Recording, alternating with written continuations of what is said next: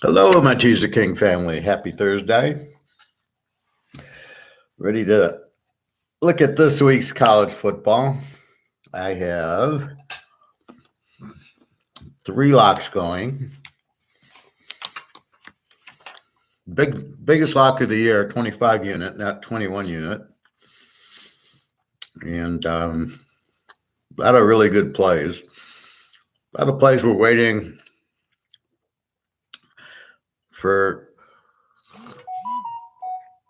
like quarterbacks. Are they playing or not? From what I know, Kansas's starting quarterback is out, which is perfectly fine. The backup, here's where we've got one up on Vegas. Watching the line on the Kansas game goes from 7 to 9. And I'm like, I wonder why the line moved. Then I look at the injuries, and the starting quarterback on Kansas is out. So they moved the line up, Oklahoma 9, and they lowered the over to 62. And I'm thinking, wait a minute, this guy came in against TCU and won, right? Bean. So the quarterback gets hurt just before half, and they haven't done anything. They've scored 3 points, and he fumbled at the goal line for us. We, of course, had the game bet over. And then Bean comes in, lights it up in the third quarter. I'm going, fine, it's the coach. He has a good system. Bean comes in, lights up TCU, which is a really good team. So I can't figure out why the line goes to 9 with Bean because he's out. I'm still waiting to hear about Gabriel. So the game, to me, is if Gabriel plays, isn't over. If he doesn't play, like Kansas in the 15th. So that's where I'm like, they really screwed this one up just because the backup quarterback. If you've watched Oklahoma's defense the last 3 weeks, Kansas State lights them up. TCU Kansas State puts up I think a 40 on them. TCU puts up a 55 on them. Texas beat them 49-0. So Kansas is going to score. The backup quarterback is not a problem. So what is Vegas doing? Nobody knows. All right, so I guess let's go through the lines first, and then we'll get into the games. Unless anybody has questions or anything else. We got Baylor tonight down to 3-55. Now, what I've noticed with Baylor, they're a good team coming off of a loss in a must-win game playing West Virginia. Why is West Virginia in the Big 12? All these Texas teams, they got to go to West Virginia, and West Virginia goes to Texas 5 times a year. Really stupid move, but they're laying 3 off the loss to Oak State. They haven't played. It's not like they played the Division II team. I hate that. Team loses, and then the next week's Division II team, and you can't bet it.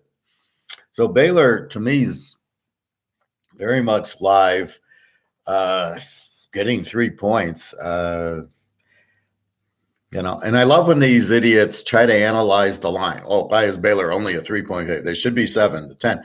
It's what makes the betting even. That's all it is. And the problem with most people is they look at the last game. Oh, Baylor, excuse me.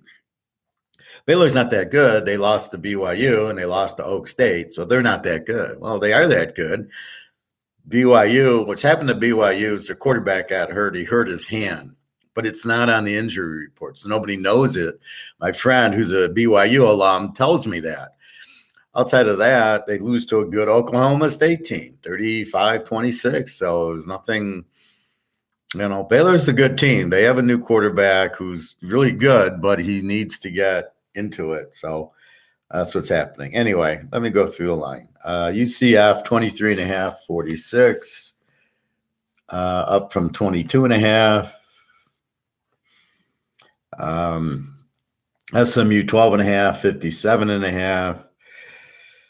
UTSA playing Florida International, 33.5, 63.5. Now you're asking, why are they such big favorites? And because Florida International is a Z team and just got killed by Connecticut, right? So they're a terrible team, Florida International. UTSA, we know, is a very good team with Frank Harris and everything.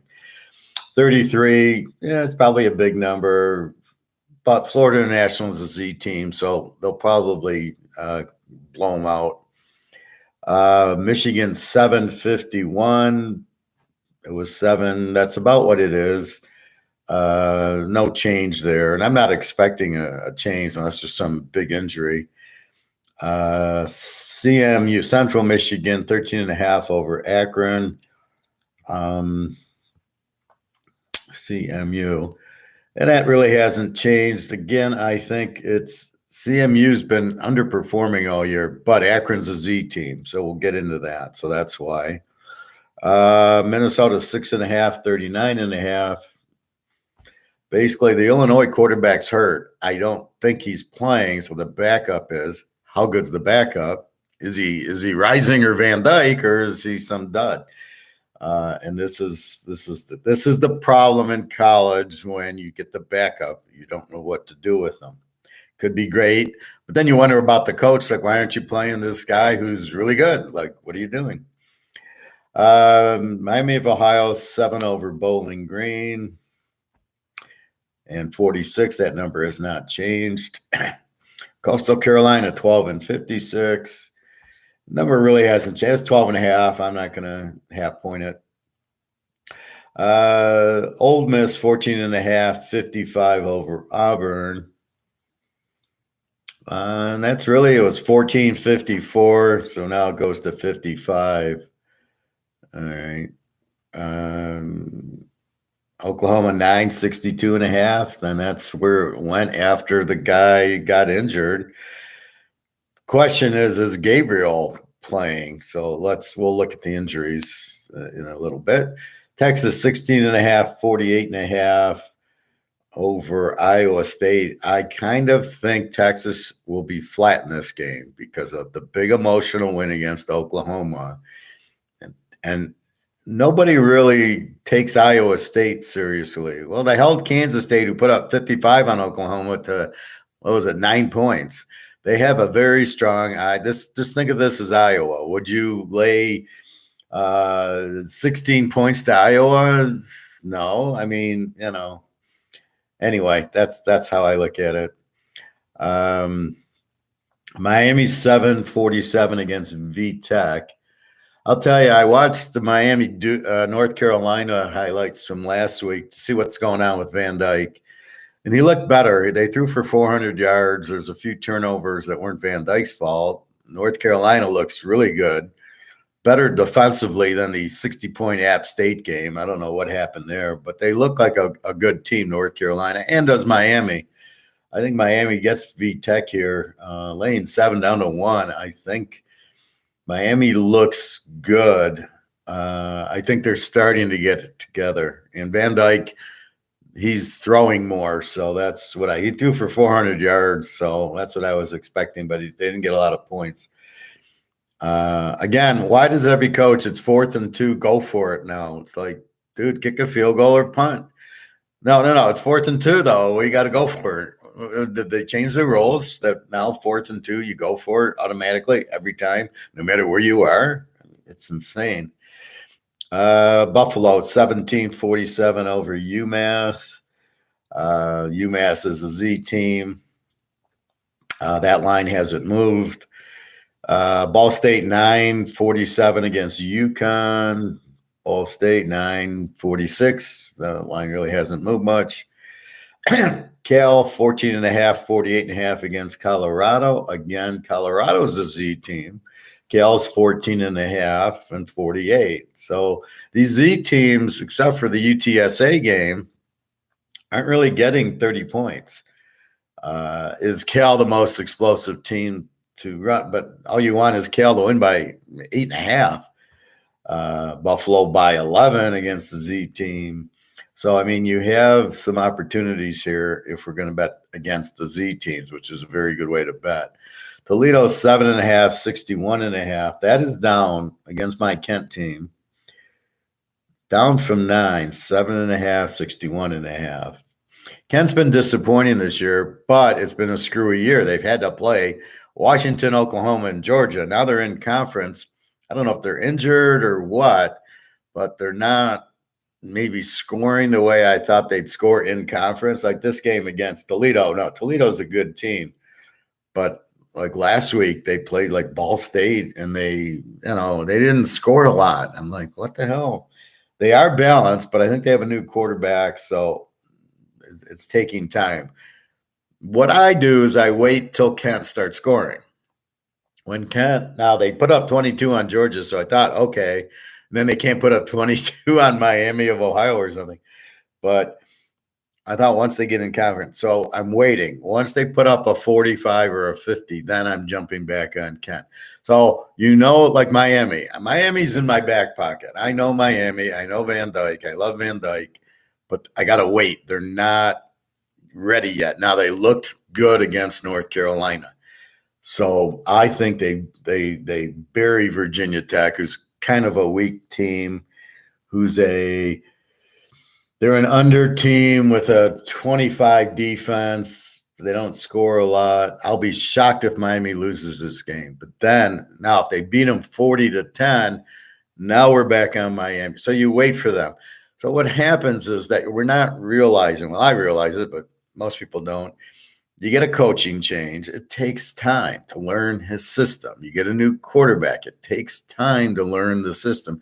Very rarely do you get a change. And it happened with Rising at Utah and Van Dyke at Miami last year, where they came right in and lit it up.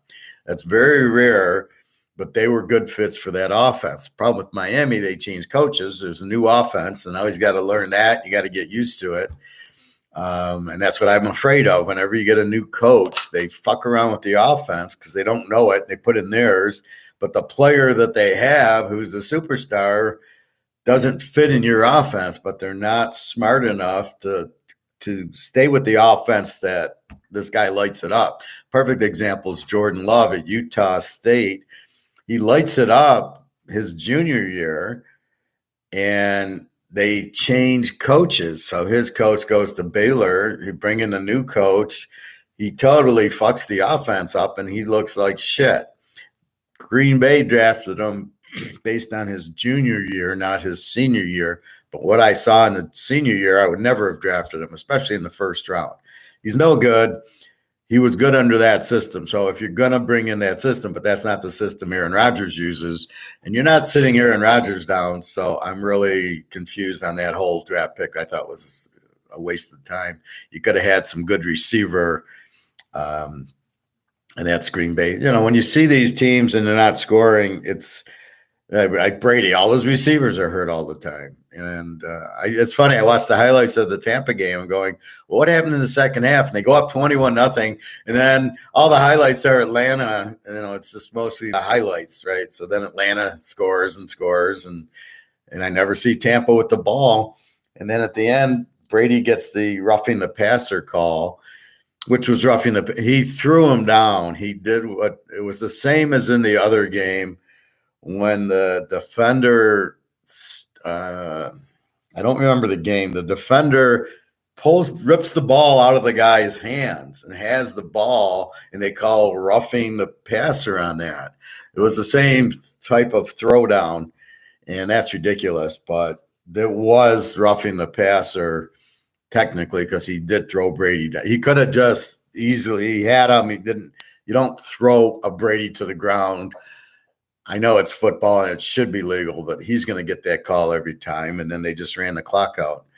So I don't know. And then I'm looking at Tampa again, and all the receivers are questionable. Julio Jones, a wasted pick. Guy never plays. And then Godwin and Evans, I'm sure will play. I mean, they're questionable, but that's early in the week. All right, Alabama, Tennessee. Now, this one I have heard, Alabama's 7-65. I have heard that Alabama's quarterback is playing. So I've heard he's got a bad shoulder, but I've heard he's playing. And that's what Alabama does. That's why you see all their guys in the pro not playing. They play them injured at Alabama, which nobody wants to talk about. And then look at all the receivers that not Julio Jones. He's always injured, but like half the receivers who are from Alabama are sitting out injured. So he plays them injured. So this guy is injured. He'll try to run. So that makes the game a different bet than if he was out. It's all Tennessee in 13. Now, looking at the history of this game, this is a high-scoring game. So you might think, well, with Alabama's defense, Tennessee won't score. Well, if I look at the last 2 years, they didn't have any problem scoring. Hooker played them last year, so they know what to expect. They know the run. They know they blitz, so they get rid of the ball quickly, and Hooker can run. I'm not worried at all that Tennessee will score a bunch. The question is Alabama scoring a bunch because of the quarterback, but I think he runs a lot more and he'll throw and, he'll take the needle. And so now I think it goes from taking Tennessee because Alabama doesn't have a quarterback to now going over with the game because Alabama's going to put up their 40 and Tennessee will put up their 40 and we're at 59. So that's how I view that. That's our free play of the day of the week. Georgia 38.5, 58. Really hasn't moved. It's been 38-58. It opened at 38-58. It's at 38-58. I don't know what to do with this game. Normally it's Georgia under, but when Georgia plays a team with no defense, like Vanderbilt's an offensive, they're an over team. Is Vanderbilt going to score and kind of ruin the under? Because the over-under is 58. I go under 64. But I got a feeling Georgia's going to put up 60 in this game because they've been getting a little bit of what's wrong? What's wrong? Why aren't you scoring? And last week against Auburn puts up 42. And it was really late in the fourth quarter because Auburn stopped punting. But I got a feeling they're going to just run through Vandy and they're going to put up at least a 50. And the question is, what's Vandy going to do with an over team? Now, I looked at the Alabama score, and Alabama beat Vandy 55-3. So it was a 58. That's probably where they're getting the 58 from here. But they only got 3 points on Alabama. So let's see if Georgia's pissed off or not. Georgia, the difference is they're the champs. So they don't have anything to prove but trying to repeat, which makes them kind of, how excited do they get for Kent and Missouri? Auburn's a little more of a rivalry, 42-10. They beat them by 32, and I'm expecting at least that here. I'm a little bit leery of going under with Georgia because it's it's a weak defense, but it's also a good offense. Again, the offense came against Hawaii and some weak teams. Again, against Alabama, they put up 3 points. So I think Georgia kills them, and I think I'm leaning towards lay the 32 as opposed to going under 66.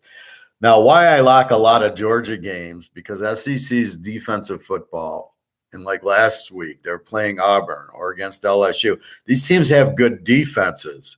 So I know they're going to hold Georgia in check, and Georgia's going to hold them in check. So it's just a natural under because Auburn got 10 points. Georgia got 42, 52. It was in the upper 50s, so it was fine. But I know that Georgia's not going to score that much against these tough defenses. That's why we locked the under against Alabama. They're not going to score a lot. They got the pick six, but we were still well under. So in this situation, I don't see – they're not going to hold Georgia down. So Georgia, and they're kind of pissed, should get at least a 50 in the game. Well, the over-under is 58. It gives you 64, and they're going to eat 50 of it. Then it becomes, well, shit, I might as well lay 32 because they're going to kill them. So they beat them 70-0 last year. So that's really my thought in this game. If it's a normal under team, a normal decent defensive team, which is just about all the SEC, then this game's a lock under. But this is one instance where I'm not running to Georgia because the team they're playing has no defense. They're going to smoke them, and you're leaning more to the 32. So I got to think about that. Maryland, 11.5. Where's Mary? Mary, 1161, really hasn't moved. Indiana's kind of weak. Maryland, I'm not really sold on. They're the better team here. We'll see. Syracuse, NC State. Syracuse, 3.5, 41.5. What's happened here is NC State's quarterback's out. So therefore, they have a great defense. They're an A team, NC State, as is Syracuse. Syracuse is a very strong team. Well, I got them both as Bs. They switched to an A once they'd beaten somebody. So Syracuse has been playing well, very strong defensively. Both teams have strong defenses. Initially, I was going to tease the dog in a tease the dog game, an even game. But because the quarterback's out and we don't know who the backup is, I'm sure he's good. NC State's going to have good backups. But I don't like Syracuse here. So this probably goes more to an underplay. Strong defenses, and without the quarterback, they'll probably run more and just rely on their defense, who's outstanding. So that's how I played it. And I see the under went from 44 to 41.5 here. You can probably get a 42. Eastern Michigan, 2.5 over Northern Illinois. Basically, it's been 266. That hasn't really moved. These spreads, there's a few that jump, but then the rest will move Saturday morning, which is why we do the show Saturday morning, to see what moved that day because of injuries. So, again, is Gabriel playing for Oklahoma? This doesn't really say it. We know Alabama's quarterback's playing. Arkansas Jefferson is playing, which leaves us to the Kentucky quarterback, Levis, is he playing? That's a huge thing because they're playing Mississippi State.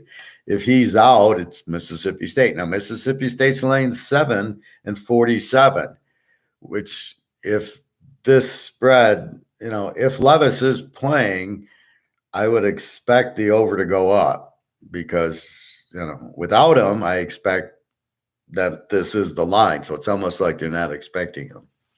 The other quarterback is UNLV's quarterback's out, which is why Air Force is laying 10. Fresno State's quarterback, we know how Hainer broke an ankle. And then the Oregon State quarterback, Nolan, is questionable.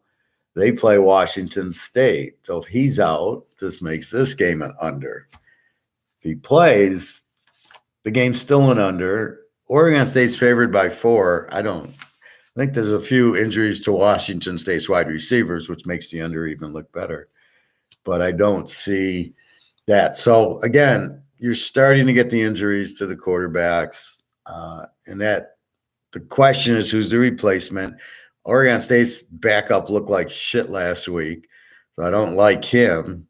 But you got to be careful because there's a Van Dyke and Rising that they put them in and they were superstars.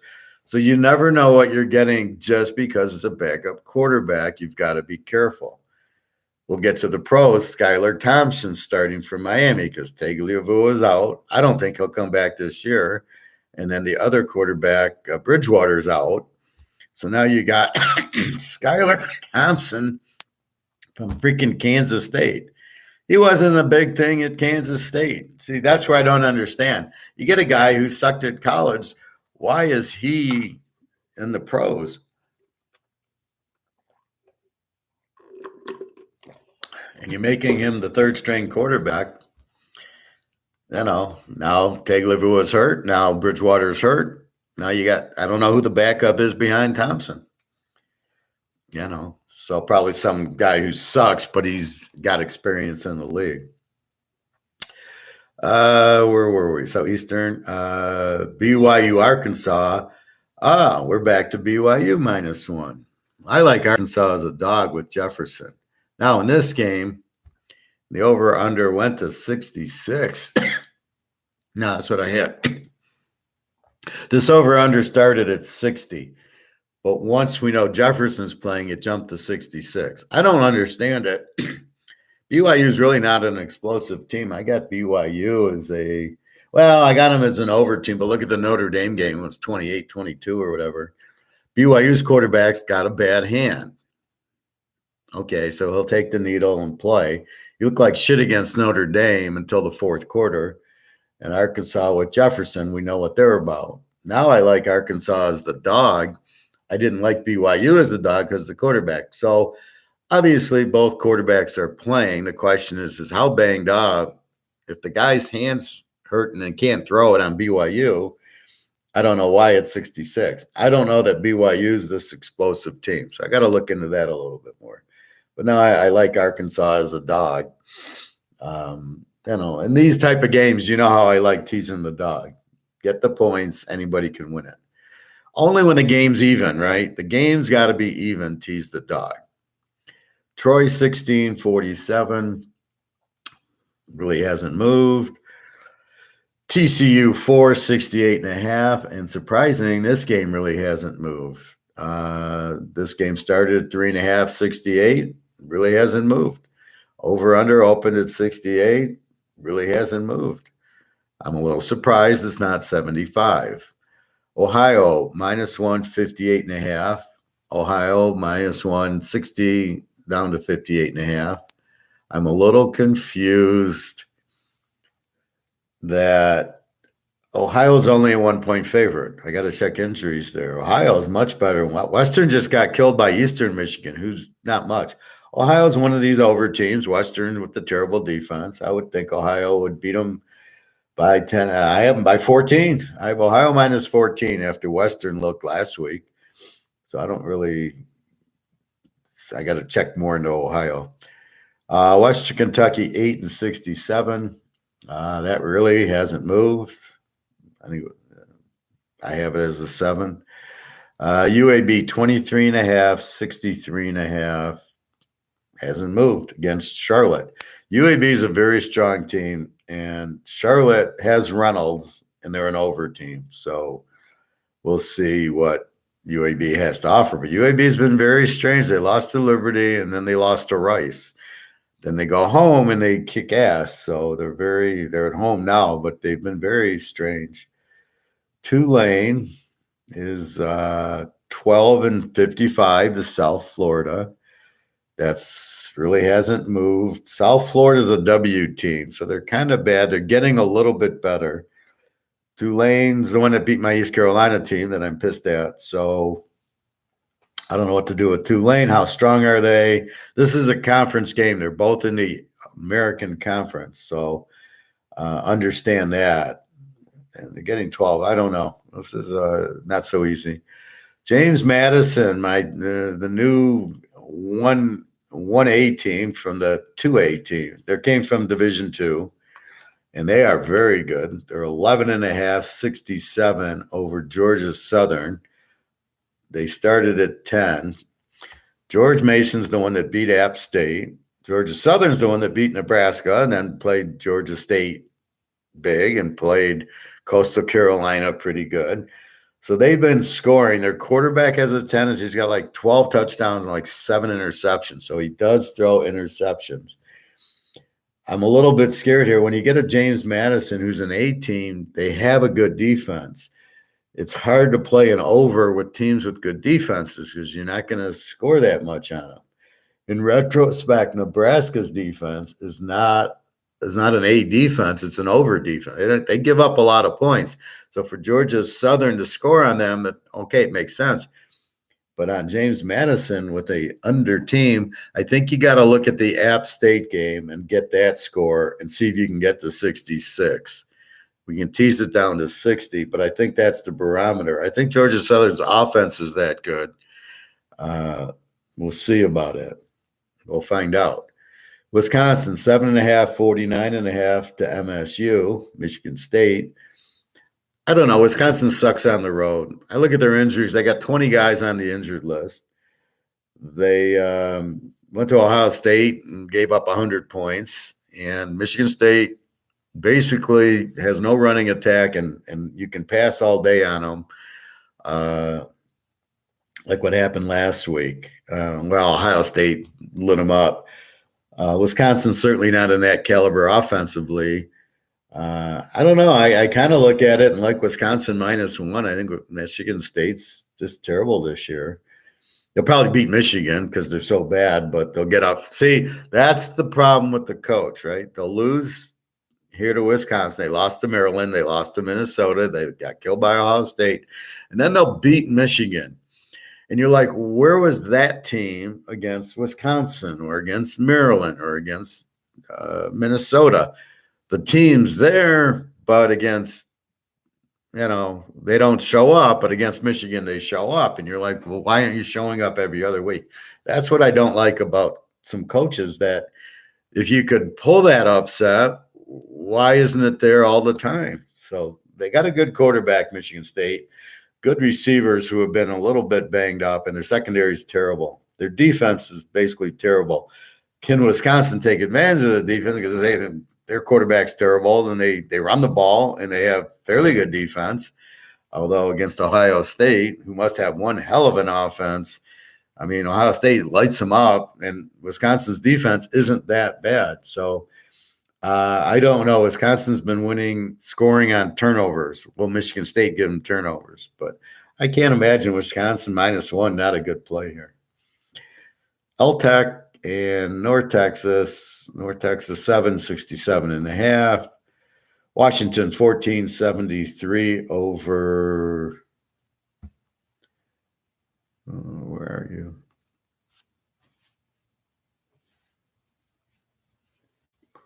Washington, come on. Here we go. Sorry. 1473. It's 14.7. This line hasn't moved.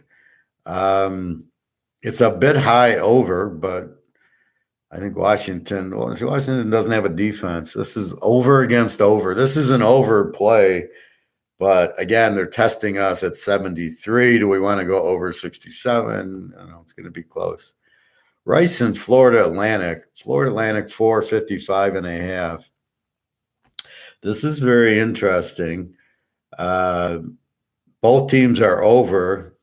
I like the game over, and it's only 56. I only got to go 50.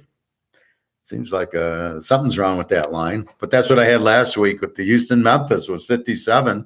All they had to do is go over 51, and they got to 67. So I think this game goes over. LSU and Florida 2.5, 15.5, really hasn't moved. Went up from 48 to 51, now down to 15.5. Neither team has an offense. This is definitely an under game. LSU, terrible quarterback. You're wasting all the good receivers. I don't know what Brian Kelly's doing. Starting the wrong quarterback. Florida, Richardson's terrible. Oh, he'll be the number one pick. Yeah, right. In what world is Richardson better than Rising and Van Dyke? In what world? And then you got the Kansas quarterback and the Oak State quarterback and the TCU quarterback. So what world are we talking about here, fella? It's funny how when they talk Heisman Trophy or number one picks, it's always the Alabama quarterback who doesn't do well in the pros. They never talk about the Oak State, or in this case, TCU, or Rising, or Van Dyke, or a lot of these other quarterbacks, or McCall from Coastal. They never talk about them. It goes right to Alabama. Well, if you get the number one pick, you can get Bryce Young. What the fuck would I want Bryce Young for? He's not. He's injured. He's not. It's the system. But they keep promoting Alabama. It really makes me sick. Southern Miss, Arkansas State. Southern Miss 4.5, 55.5, up from 4. Really not a lot of movement. Arkansas State's an over team there. Well, we'll talk about that in a minute. South Alabama 17, 51, hasn't moved. Utah State 11, 45.5, hasn't really moved. Mississippi State's down to 4 and 49. Now I believe we've got our answer. I would say that the Kentucky quarterback is playing, which would then move me to over here. That's what it looks like. Why would the spread go down 3 unless the Kentucky quarterback's playing? And why would the over go from 47 to 49? So this is now an over game because Mississippi State scores, right? They're going to put up 30. Now Kentucky can match them with Levis. So now over 43 is a joke in this game. Let's see. Purdue 14-56 against Nebraska. Where's that? Purdue. Here we go. That's right there. 14-56, down from 58. No big deal. 14, still 14. Clemson 3.5, 51. Where is Clemson?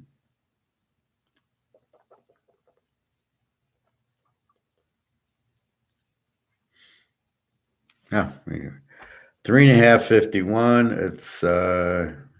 I have Clemson laying 10 in the game. I don't know. Florida State got killed by Wake. Then they lost to NC State without their quarterback, who got hurt in the game. I thought Florida State was better, but they didn't show an offense against Wake. I think Clemson has no problem with them.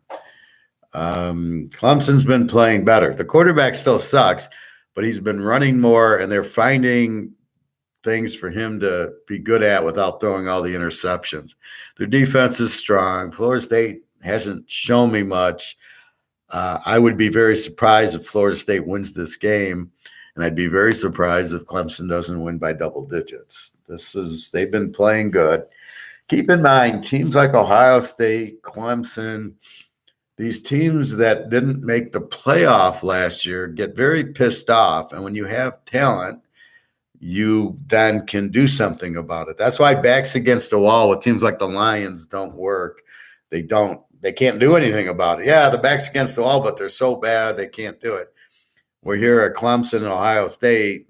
They're showing Ohio State is just, we will not lose to Michigan. That's going to be a huge lock, Ohio State, Michigan. And then same thing here. Clemson's kind of pissed off. They didn't even win the ACC last year. So they're on a mission too. Keep that in mind. Memphis, East Carolina.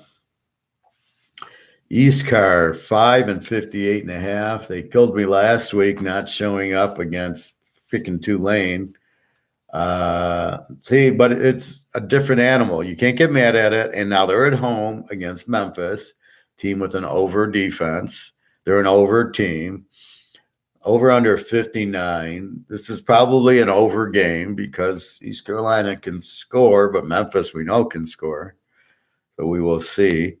Notre Dame 17-53.5 hasn't moved. North Carolina 7-66 really hasn't moved. Keep in mind this is a rivalry game, so both teams will be good. And North Carolina looked very good the last few weeks. They looked very good beating Miami. So keep your eye on North Carolina. New Mexico 6.5, 37.5 against New Mexico State really hasn't moved. Keep in mind this is a rivalry game. Normally the dogs are good in most rivalry games, but not all. If there's like Clemson, South Carolina hasn't been like that. Sorry, I'm busy. And half the time it's like, oh, who are you voting for? Or can we sell you car insurance? Like, okay. And how did you get my number? Utah 3.5, 65 to USC. This number started at 60. And now it's up to 65. And then it stopped. So it's weird how it went. And then it hit 65 and it stopped. My friend said, should I take SC? I said, play it over. I said, Utah could kill them. I hear they're wearing black. It's a whiteout or a blackout at Utah. Utah off the loss to UCLA. USC struggled at Oregon State, so I look for Utah to be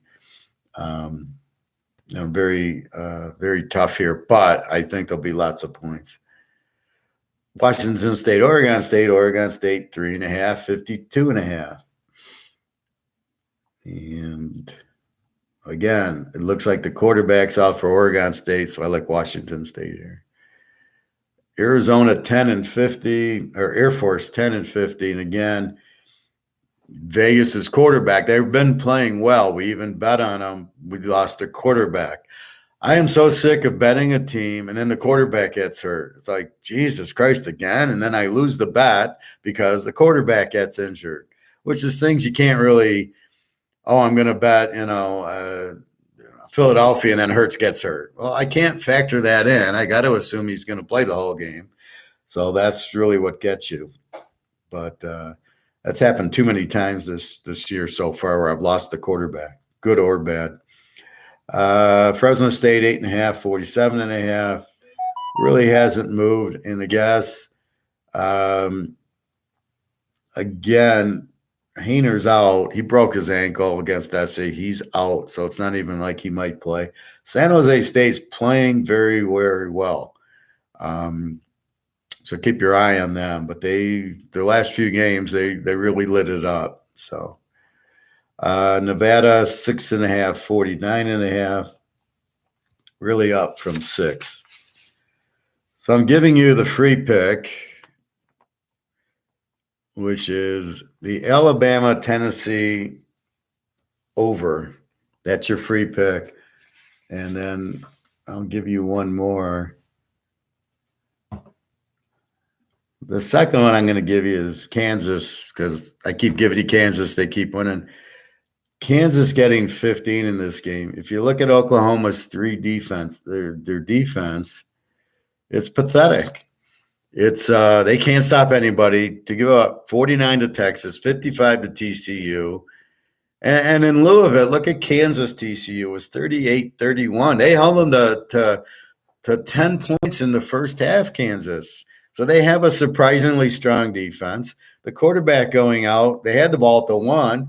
They're driving on TCU, Oklahoma, 50 points to K-State, 50 points to TCU, and basically 50 points to Texas. They have no defense. I'm shocked that their defense is so bad, and I'm shocked that Kent State only got 3 on them then. But there's no defense. Kansas is going to be fine with being overlooked that he's a good quarterback. But if you watch the second half of the K-State game or the TCU Kansas game, he wins it for us. He throws 4 touchdown passes. I'm not worried about Bean. It's a good offense. They got a great tight end in Fairchild. That's really the play I'm looking at. So let's take a look. Let's walk through the games. We'll figure it out. So we got Baylor 3 against West Virginia, A team in Baylor, over team in West Virginia, which means Baylor will be facing a over defense. I like Baylor in the game. I think the spread, I have Baylor -7. They hung in there with Oak State. Losing to Oak State, it's fine. At BYU, I think it went to overtime at 20. That's okay. You're getting 3 points with Baylor, and they're much the better team in this situation. And I hate their quarterback, Daniels, from USC, goes to Georgia. He doesn't – he sucks. And now he's at West Virginia sucking. So I don't like the quarterback at all. So I like Baylor here. Temple, UCF 23.5, 45. Temple's an under team. They don't score, but their defense seems okay. And again, who have they played? They haven't played Clemson. They haven't played Wake. They haven't played Miami yet. They're in the other league. They're in the All-American League. So they haven't played SMU. They haven't played who's the other explosive team there? Houston. So really hard to say if they're really an under team. UCF, I got them as an A team. Lane 23. It's a big number. I have Temple with a weak offense and an under team. So they basically don't score. They don't give up a lot, but they are a weak defense, a weak offense. UCF can light it up and a good defense. So I can't go over in the game. It's maybe an under. And then what do you do with 23 against an under team? So it's a very hard call here. I don't really like it. Maybe UCF wins, but I don't expect Temple to do a lot. but I do expect their defense to play. So I think I don't like the numbers to make a play on it. SMU 12.5, 57 against the Navy. Now the Navy's an under team and lights up. They beat somebody by they put up a 50 last week. Who was that against? Which was really shocking. Navy. Against Tulsa. Tulsa's an over team. Navy's an under team. 53-21. This is with a weak offense. Where did that come from? Was it a lot of turnovers? Maybe. But very surprising. So they get 53. Well, when the team scores 50, usually it's involved a strip sack touchdown, a pick six, a punt return. It's not all offense, and that's where people get confused. So when you're looking at their offense going, wow, they scored 53. Nah, I doubt Navy did. They're too much ball control. So they're not scoring 53. But now you don't know what to do with SMU. Very explosive, as we know. At home, off of a couple of losses. They really need the game. I would look at last year and see, how does SMU play a Navy? Because there's an art to playing a Navy because you can't practice them. But once you've seen them enough, like Ohio State doesn't have a problem with them. They know how to defend Army and Navy. So does Notre Dame. They play them every year, so they kind of cheat. But a team that doesn't play them doesn't know how to defend them. Now, SMU in the same conference, I'm sure, has seen them.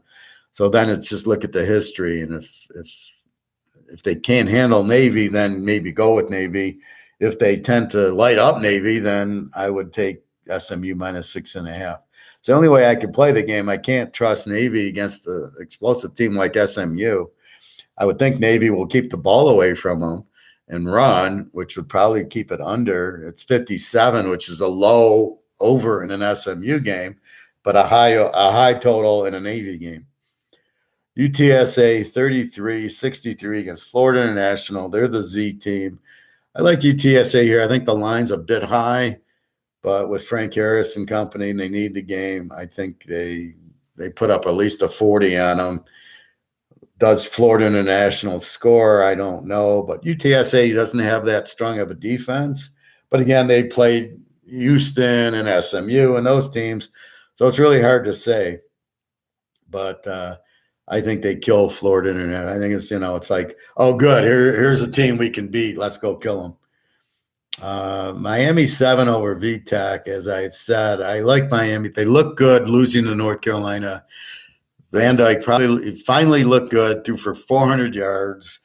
Their defense looked good against a strong North Carolina team. I think Miami, they need a win. I think they get it kind of easily here. Virginia Tech's not. I think they lost to Old Dominion. They're really not that strong. Let's see if we got Virginia Tech last week, if they played and what they do. I like looking at the last week when I'm analyzing because I'm getting a fresher look at the team. Okay, they lost to Pitt 45-29. If Pitt puts up 45 on you, Miami's going to put up 55 on you because Pitt does not have the quarterback of a level of Van Dyke. Now, they did score 29, so Virginia Tech scored some points. But I think if they're giving up 45 to Pitt, they're, and this way I don't get skewed by, wait a minute, I got Virginia Tech as an under team, but Pitt beat them 45-29. They're changing a little. They're moving a little. So you've got to be very, you have to be able to adjust. You can't look at week one, they're an over team, and then they're an over team the whole year. You've got to adjust. That's why I look at the stats every week, and I make changes to my teams every week. A team will go from an over team to an A team or a B team. And especially in the first few weeks in college, you have it, these like UCLA playing Bowling Green and they kill them. Well, wait till they play Utah and UCLA. It's not the same team. Hey, Vanilla, good morning. Hope you're well. Just going through the college now. So let me know if you have any questions or comments. Kansas, Oklahoma. Oklahoma's up to 9 because the Kansas quarterback's out, which we don't care because Bean looked just as good, if not better, because he doesn't run and he doesn't fumble at the 1 yard line. I couldn't believe when I heard that the Kansas quarterback fumbles at the 1 against TCU, and then we've got the game over. Now, with that said, they still covered against TCU, and we see how good TCU is, crushing Oklahoma, and they lost 38-31. I have no doubt Kansas covers and probably beats Oklahoma. I'm not sure if Gabriel is playing, but I know the line moved because of that. So if Gabriel's got a concussion, he might not play. But they've just got waxed 3 games in a row. If they were going to play, it would have been last week against Texas, and they didn't show up. I don't think they show up. I don't think this guy Venables is a good coach at all. He didn't plan on getting a quarterback injured, which is unbelievable. When you have running quarterbacks, you just assume they're going to get hurt, right? All of them get hurt. It's a physical game if you're going to run it. That's why I don't like running quarterbacks, because you can replace running. You can have 5 running backs. You cannot have 5 quarterbacks. You can see a big difference in quarterbacks. So you must be very careful of these guys running around. That's what my thing is with Josh Allen. Dude, if you get hurt, who the hell is your backup? Nobody. And you're going to get hurt because you don't slide. What is he? Is he out of his fucking mind running and taking on the hitters? Man, I can't wait till somebody just buries the guy. I hope KC just buries him this week. That's ridiculous. You don't have respect when you don't slide, and then your team's hurt. Oh, Buffalo's going to the Super Bowl. Oh, whoops. He tore up his knee because he didn't slide, or he's going to hurt his shoulder because somebody's going to rip him like the look at the hit on Gabriel in Oklahoma by TCU. Somebody's going to do that to Josh Allen. Believe me. They want him out of the game. They'll take the personal foul. Not a problem. They're going to do that. Or if you're going to get a targeting, you might as well target this guy. So that's what I see. So, again, this bet's based on Kansas with Bean scoring in the 40s. Oklahoma, if Gabriel plays. If he doesn't play, this could be a lock. At this point, it's just let's take the 15 because they're going to score on Oklahoma with this Bean. He was fine against TCU. So I'm not worried that he's the backup unless he's also out, but I didn't see that. So I don't even think Oklahoma wins the game. And now you're giving me 9. Now I got 15. Thank you. So that's your free play. Minnesota 7 over Illinois. Illinois' quarterback is probably out. The line's 39.5 and 7. I like the game under. They're both under teams. Illinois is a strong under team, as is Minnesota. Minnesota is actually an A team. They got the running back. Abraham has been out the last few weeks. He's back. So they're going to run the ball down Illinois' throat. But we saw the Illinois-Wisconsin game. Wisconsin didn't do anything on them. 2 strong defenses. The over-under is a little bit low to be a lock at 39.5 or 40. But I do like the game under based on Illinois' quarterback's doubtful. So he's out. So what are they going to run, which turns it into an Army-Navy game. Minnesota doesn't really have a good passing attack. And Illinois' defense apparently looks really good the way they handled Wisconsin. So this is almost like a Iowa State, Kansas State game we had last week, or Iowa against Illinois was 7-6 or something like that. This is really the same game, just Minnesota, who's got a very strong under. I mean, they give up 10 points a game. I mean, this, from a point standpoint, this is definitely way under. So I think we got a good number at the 39.5, 40 to go under with this game. Penn State, Michigan -7, 51. And I'm losing as much logic as I can. Penn State went to Auburn and killed them. We saw Georgia go to Auburn and kill them. We had Auburn at home, and it was virtually the same game. Michigan played 3 nobodies, Hawaii, Colorado State in the first few weeks. Then they get Maryland, who's nothing, and they get Iowa, and that score's really 20-7. I'm not counting the last minute when they should have taken a knee and won 20-7. And then Indiana last week, 31-10. So the best team they played was Iowa, who has no offense. The best offense they played was Maryland, and I think it was like 39-27. Maryland scored on them, right? I don't think Michigan has the defense they had last year where they were able to put pressure off the ends. I don't think they have that this year. So Penn State, who knows? Again, this is weird. This is week 7, and you've got teams that haven't played anybody yet. So Penn State, again, the best team was Auburn. They played Northwestern 17-7, but that was with the hurricane, the rains, and they had a lot of turnovers. I look for this game. I don't know if I want Michigan -1 or Penn State in 13. I can see this game is usually a homer game. So Penn State will win it at Penn State. Michigan wins at Michigan. Then I got the 51, and I'm looking at both teams as A teams, but again, they haven't played anybody. So the best offense that Michigan played was Maryland. They put up 27, and Penn State, Central put up 14 at half. They don't have these, or they played the Purdue game 34-31. So that makes me believe the over is way low at 51. I got to go over 45 in this game. Are you seriously? Michigan's going to run the ball, and their quarterback's weak at best. This new guy, he's one of these, likes to run, very weak passer. Penn State's got a really good quarterback. So the quarterback play will be okay. Michigan's going to run Haskins a lot. Michigan has been good the last 2 years because they went back to bow football, which is run, and a little bit of pass. And that's why they were successful last year until they ran into Georgia where you couldn't run on them. Then it became the quarterback who couldn't handle Georgia, and that's pretty, easy going under. So Penn State, Michigan. I got to go over with the game. Honestly, if the over is 51 and all I got to do is hit 45, I think that's a joke. I mean, that's 28-20, and you got a W. And in what world is Penn State not getting to 20 here and Michigan not getting to 20? So you for sure got a 42. Let's say it's 21-20, 41. Then all you really need is one more score. I can't believe that this game doesn't get into the 50s.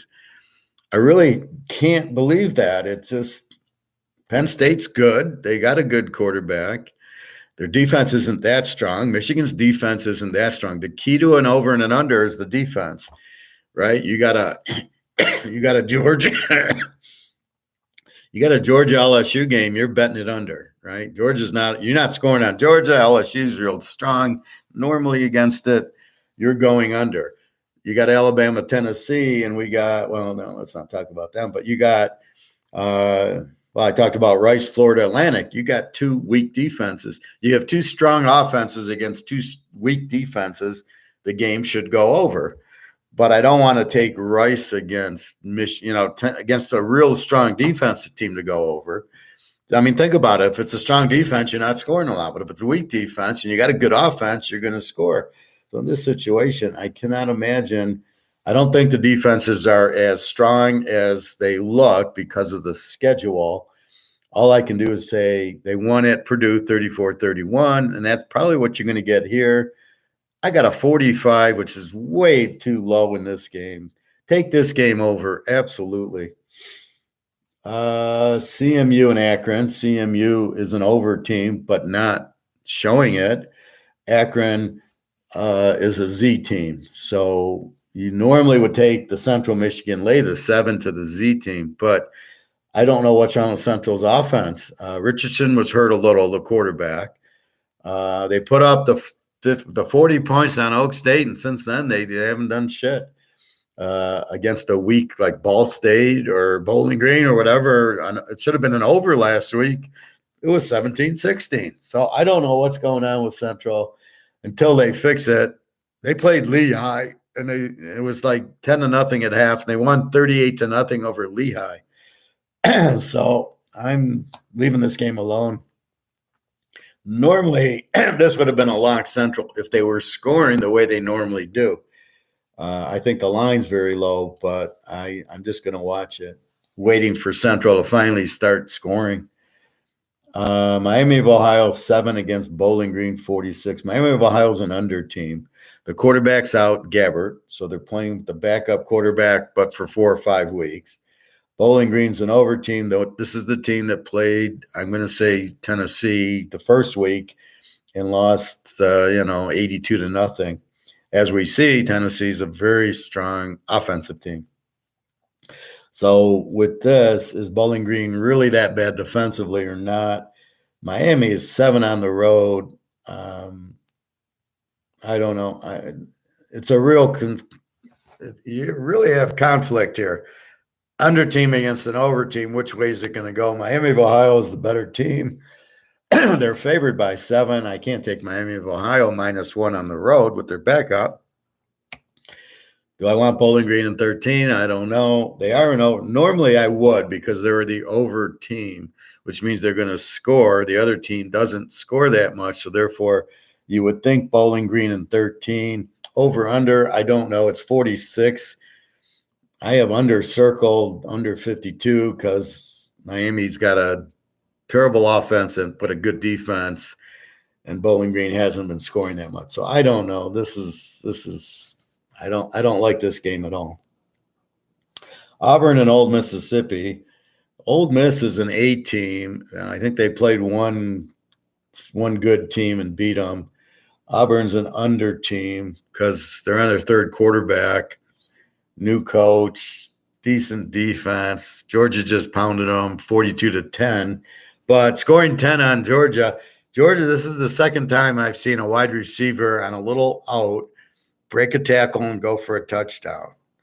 I saw it in the Kent game. Now I see it again. I'm like, what the hell is Georgia doing with the corners can't tackle on easy tackles? These are little 2-yard passes on the boundary. Or just tackle them, push them out of bounds. So I don't know what they're doing. Miss -14. I probably think this game's under. Auburn, very strong defense. They don't score. Old Miss, good team, good defense. So you got very good under defense in both teams. So I think this is 55, under 61. I don't know where they're going to find 61 in this game. Iowa State, Texas. Texas is 16-50. I will bet anybody anything they want. Texas will be flat in this game after beating Oklahoma 49-0.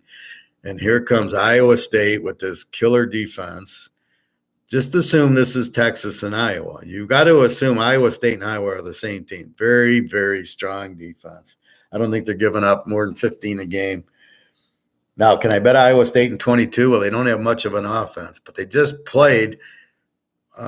They just lost to Kansas State 11-10 or something like that. Kansas State put up 50 on Oklahoma, 10 on Iowa State. Iowa got 7 on them. Okay. Kansas 14-11. Kansas has been scoring, and they put up 30 on TCU last week. So everybody doubting Kansas, well, they played a real team last week, and they played right with them. They put up 38-31. So Iowa State held that offense to 11. I really like the under here. Texas is going to be, they're going to be flat. B, they run the ball a lot, and I guarantee you're not going to run the ball in Iowa State's defense. So this Robinson, who's an excellent runner, is not going to get 100 yards. Now what's Texas going to do? Their backup quarterback, give them a couple of turnovers. Iowa State won't score because they're just not that tight. They're just run it and play defense type of team. Great coach. I like the under here, 50, under 56. Where's that? Where are they going to get that from? Is Texas's defense that strong? I don't know. They shut out Oklahoma with the backup quarterback. I can't say. They did lose to Texas Tech 34-31. Well, you're not going to see that score. My guess is you're going to see maybe 17-10, maybe. If Texas can get 17 on them. I don't know. You can't score in this Iowa State team. This is definitely an under. Coastal Carolina, Old D, 12.5. Old D is an over team, and Coastal Carolina is over with their great quarterback McCall. Old D's really a W team. They don't score a lot, and they both have kind of upper 20 defenses. So I think this is, I can't say it's high scoring because I don't know what Old D's going to do. So without Old D, I think then you just take Coastal Carolina and lay the 6.5 in this game. I don't think Old D can keep up. Now, last week, they struggled with Lou Monroe, Coastal Carolina, which was shocking. They only won by 7. So I don't know what you would do here. Coastal Carolina's got like 4 running backs questionable or have been out, so maybe that's what's hurting them. It's too much passing. They don't have to be honest with the run, so we'll see. But small play on Coastal Carolina, wouldn't get too excited. Buffalo 17-47 against UMass. Buffalo is the over team. UMass is the Z team. Buffalo just put up like 35 on Ball State, let's call it. UMass gets killed every week. This is a low spread. Buffalo scored a lot last week. I like Buffalo. Lay the 11. I think that's pretty simple. Mass has a weak offense, a weak defense. They're a terrible team. They're probably the worst team with Florida International. Buffalo can score. Laying 11 with this all day. Cal, Colorado, it's the same game, except for Cal's an under team. Colorado's a Z team, very weak. Cal laying 14.5. I got to figure they're going to win by at least 10, which means you lay 8.5. Forget the over-under in the game. Cal doesn't score much, but against Colorado, they might. Colorado, it's terrible. So I like Cal laying the 8.5 just because it's a Z team. Colorado's terrible. Connecticut and Ball. Now, Connecticut's actually won 2 games. They're no longer a Z team. See, here's why I adjusted. They were a Z team. But now we see them playing better. They're now a W team because they got Jim Mora Jr. So the coach comes in, makes them a little bit better. Ball State -9. Both defenses suck. Over under a 46. I can see this game going over because the defenses suck. But hard to play a Connecticut team over. They still have a weak offense, but they're just not a Z team anymore. Ball, I don't know how to trust Ball State, so let's not. NC State, Syracuse, I talked a little bit about this. Syracuse 3.5, 44. This game is definitely an under game. They both have strong defenses. NC State's quarterback's out. They'll play it safe. They'll play to their defense. Syracuse doesn't score a whole lot either. I'd rather play this under. I can't play NC State without their quarterback, which would have been a tease the dog, give me the 9.5 with NC State. But without the quarterback, then it becomes an under team, and then I don't want the dog. I'll play it under. Maryland 11 over Indy. Maryland's I got them as a B team. Good defense, which I'm not quite sure they have. And Indy is really a W team with they have a weak defense. They have an over. Now they lost to Michigan, 31-10, which was closer than that. And Maryland on the road laying 11. I can't get into Maryland. Maryland's not that type of team I'm going to lay 5 with against Indiana. I could see Indiana winning this game. I don't think Maryland's that dominant, so I would not play Maryland laying the 5. I would watch this game. Northern Illinois, EMU. Eastern is favored by 2.5, over under 66. Both teams are over. This would be an overplay to go over 60. Eastern put up 45 on Western last week. Northern Illinois gave up a ton to Toledo in like a 50-30 game. So I think this is over all over the place. My Ken against Toledo. I got Toledo down to 7 or 7.5, over under 62. We know Kent's the over team, the balanced offense, but they turn it over too much. Toledo's the strongest team in the conference. They're the B team here. I would think Toledo -1.5 is a winner because Kent's not scoring. This would be an easy over if Kent was doing their normal 40 points a game, but they're not.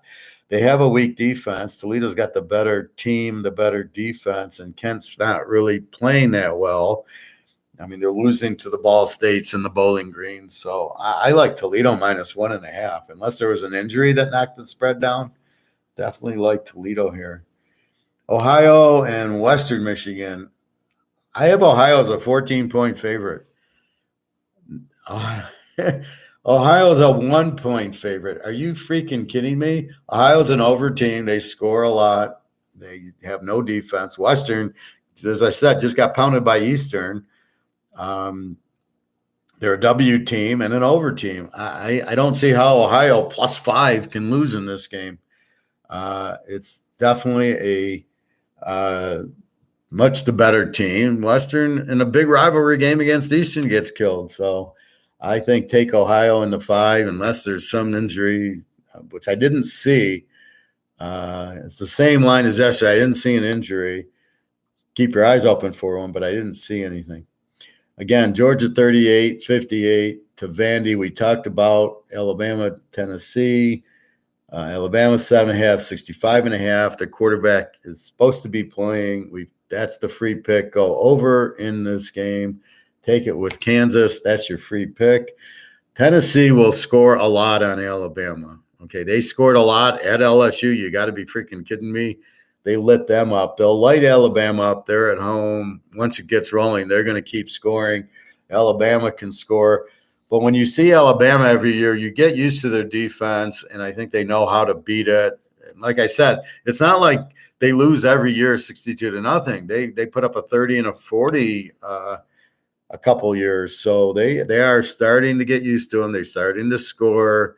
They have a good mobile quarterback. Johnny Manziel beat Alabama twice because he scrambled around. Alabama doesn't play scramble mobile quarterbacks well. So that's the trick to beating them, and that's what you got in Hookers. He's a good throwing quarterback, but he can move a little bit. Oak State, TCU, A-team versus A-team. Normally I would tease the dog. Over-under is 68. Watching TCU, Kansas go to 69. Watching Oak State, Baylor go to 61. I got to go over with this game. The over is a little high at 68, but 62. This is definitely both teams in the 30s. Both offenses are just too good. TCU is really a very strong, fast offense that scores. They're like Alabama in the fact the quarterback will go around the end for 60 yards. They'll hand it up the middle, and it's 60-yard touchdowns. They have the scheme. They have a good offensive coach. Oak State, Spencer Sanders, they put up 36 on Baylor. They're going to put up at least that on TCU. I can't imagine this game being under 80. Both teams in the 40s. I don't see any problem. It's probably a dog also with Oak State. They're very good. And the good quarterback. So this is a little bit more over than it is take the dog, but you could go either way. Ark and Baylor, as I said, Jefferson is playing. He's probable for Arkansas.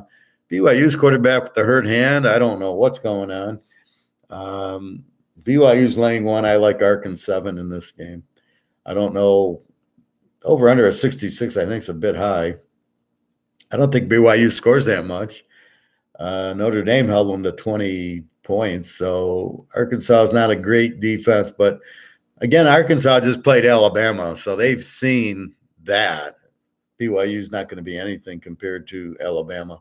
So I think Arkansas wins the game. You got 7 all day. Western Kentucky, 8-66 to Middle Tennessee. Middle Tennessee is an over team, and I'm sure I'm the only one that knows that.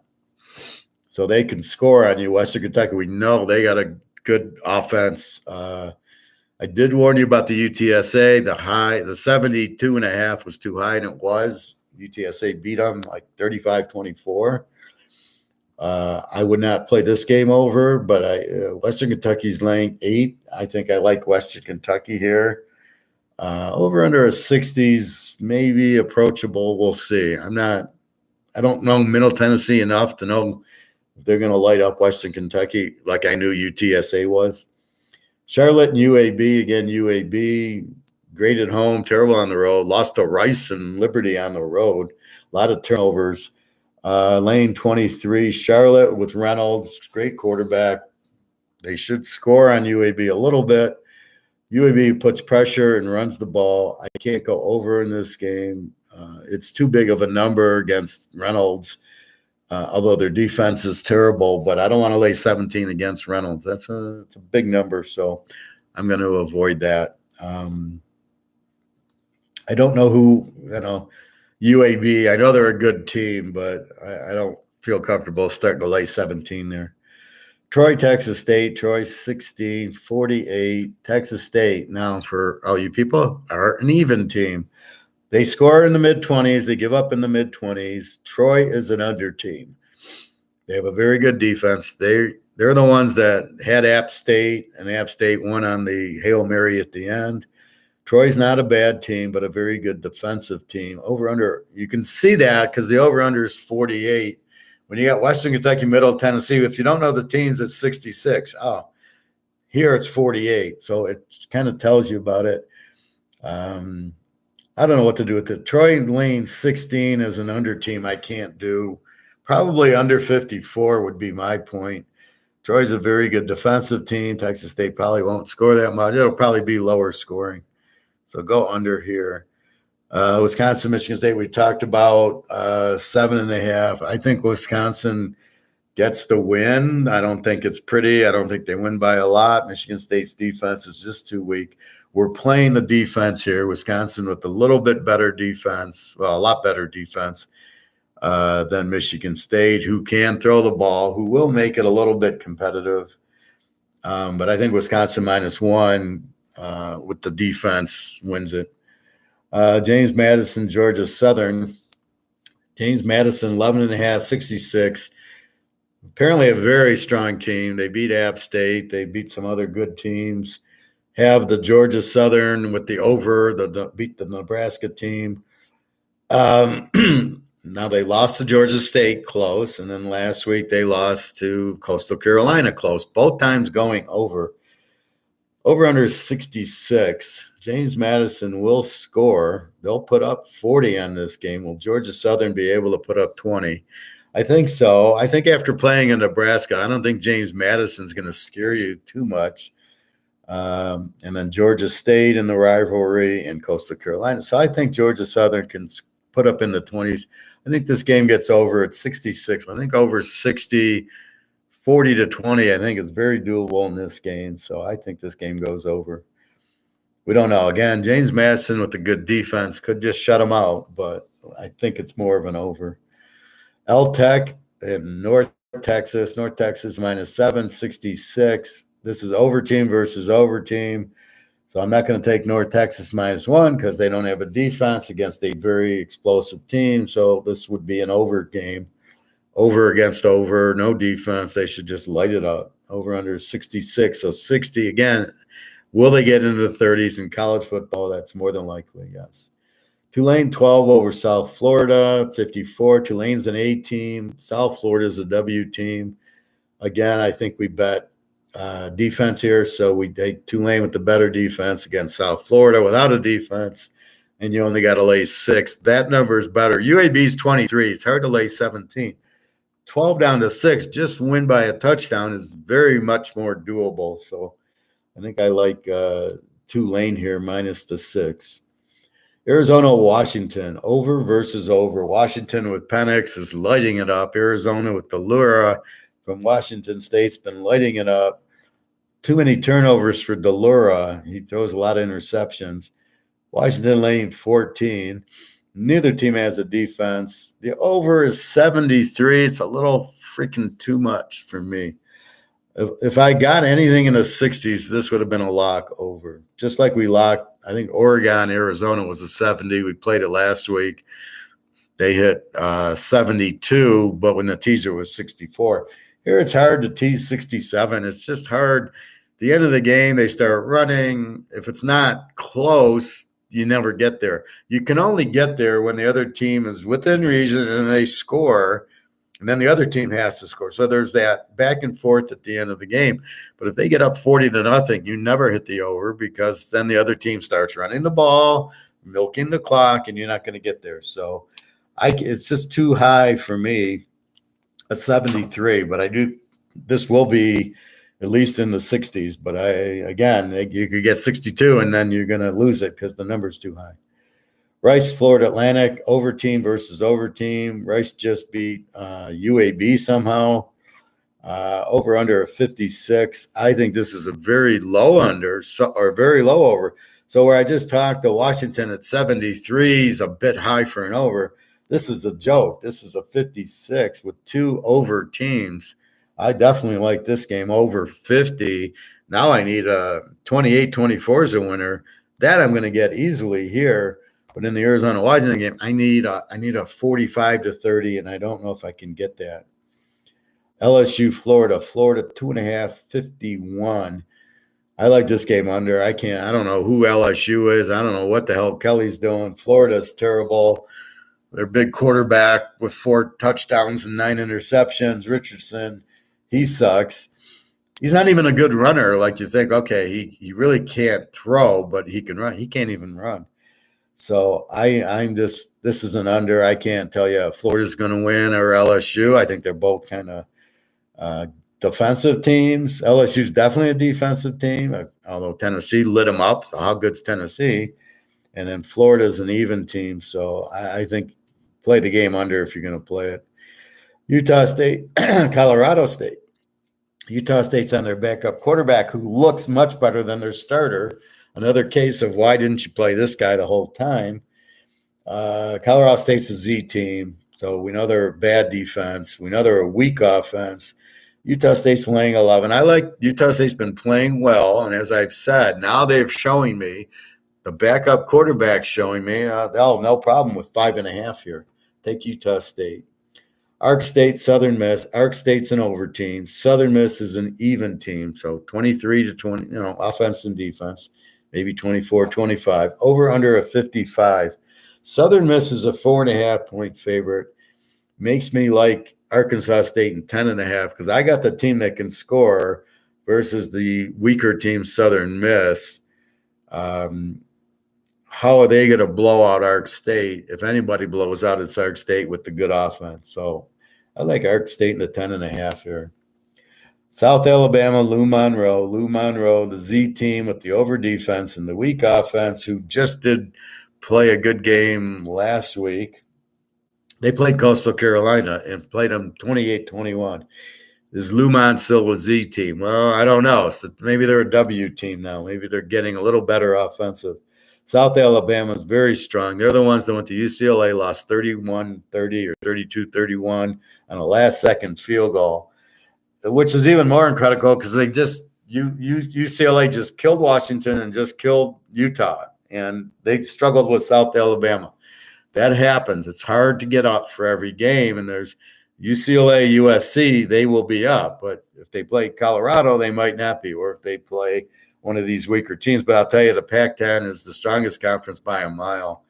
Head to toe, Oregon, Washington State, Oregon State when the quarterback's healthy, USC, UCLA, and Utah. And then Arizona's not bad. They don't have much of a defense. But, I mean, they got 8-9 really good teams, and they won't make the play. That's why you need more in the playoffs. Whoever wins the Pac-10 should be in the playoff automatically, especially this year. And if they have one loss, it's because they got to play each other. Look at USC, Utah this week, UCLA, Utah last week, USC, UCLA in a couple of weeks. You can't. What are you going to go undefeated against that schedule? And Alabama goes through without playing anybody. It's amazing. They never cross over Georgia. They never cross over Florida, Kentucky. The Tennessee game. Finally, Tennessee's good. So let's see what happens.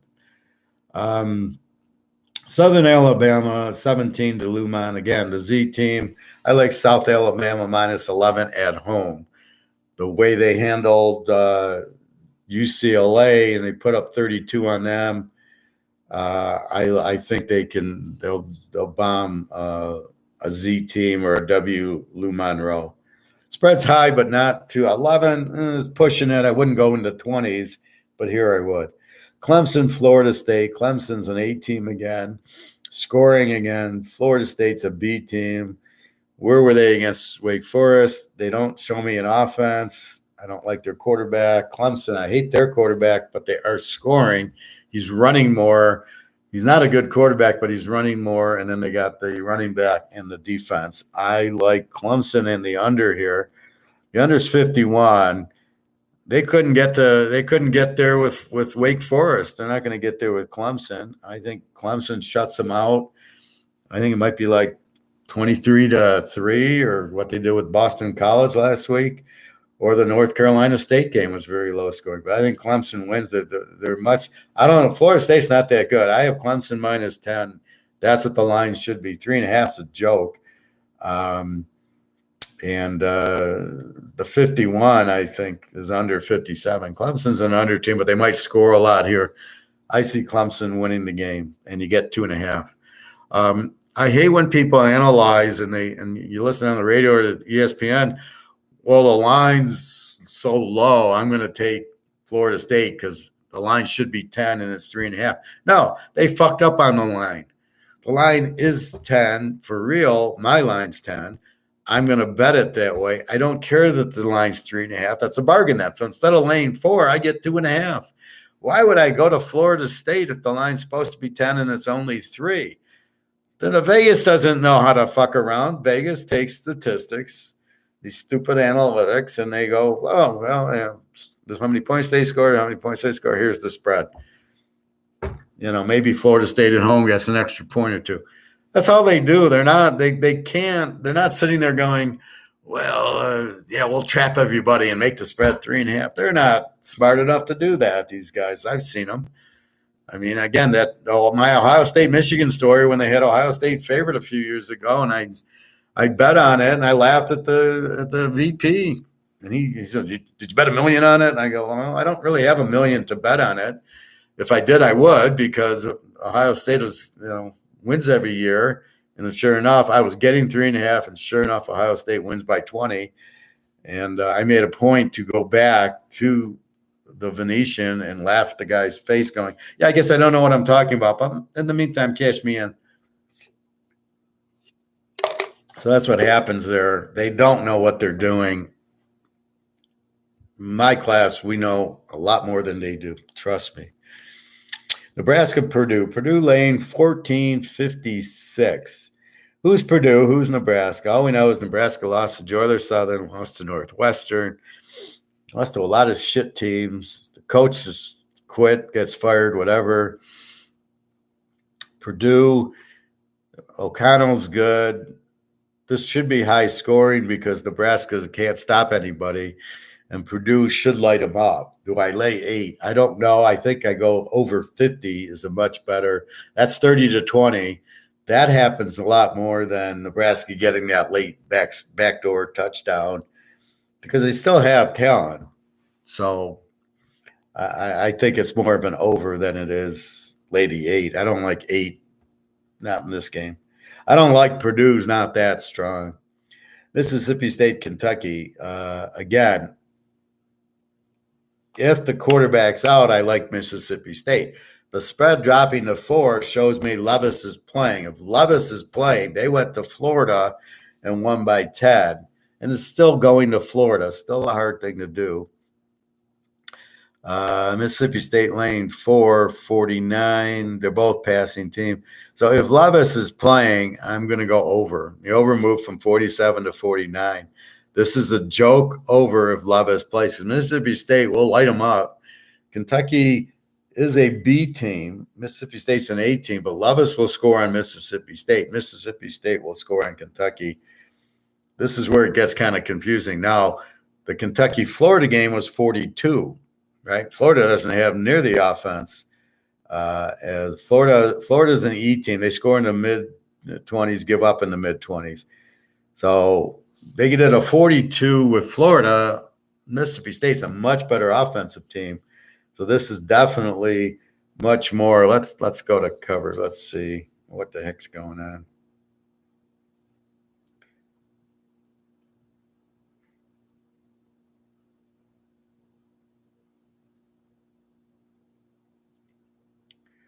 So I go to covers.com for my injury list. I don't know if it's any more accurate than the others, but I think it is. So here's our injuries, right? It's covers.com. So let's go down and see what the hell is going on with Kentucky. Now, if it's probable he's playing, if it's doubtful he's out, and if it's questionable, I got to assume he's playing with what the line just did. So the line's the information. Yeah, let's see. Kentucky. Yes, Levis is probable. Probable means yes, this is now an over bet. I've got to make it as soon as we're done here. That's what you want. So now we got scoring. Mississippi State, we know will score. We didn't know if we'd get it from Kentucky. So get this in at 49. This is an over. And this is why you've got to wait for the injuries, right? I got to wait for the injuries. Definitely figure this is another free one. Kentucky over 43 is a freaking joke when they played Florida to a 42 because Mississippi State can score. Florida can't. So this is where let's take a look at what's going on with Oklahoma as long as we're there.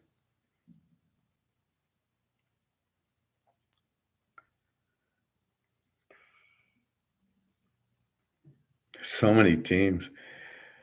Oh my God.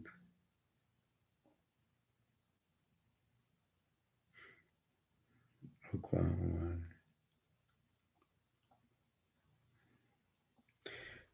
Gabriel is questionable Saturday with the head. I don't think he's going to be playing because I think if he was ready to go, right, he got hurt against TCU. He sits out the Texas game.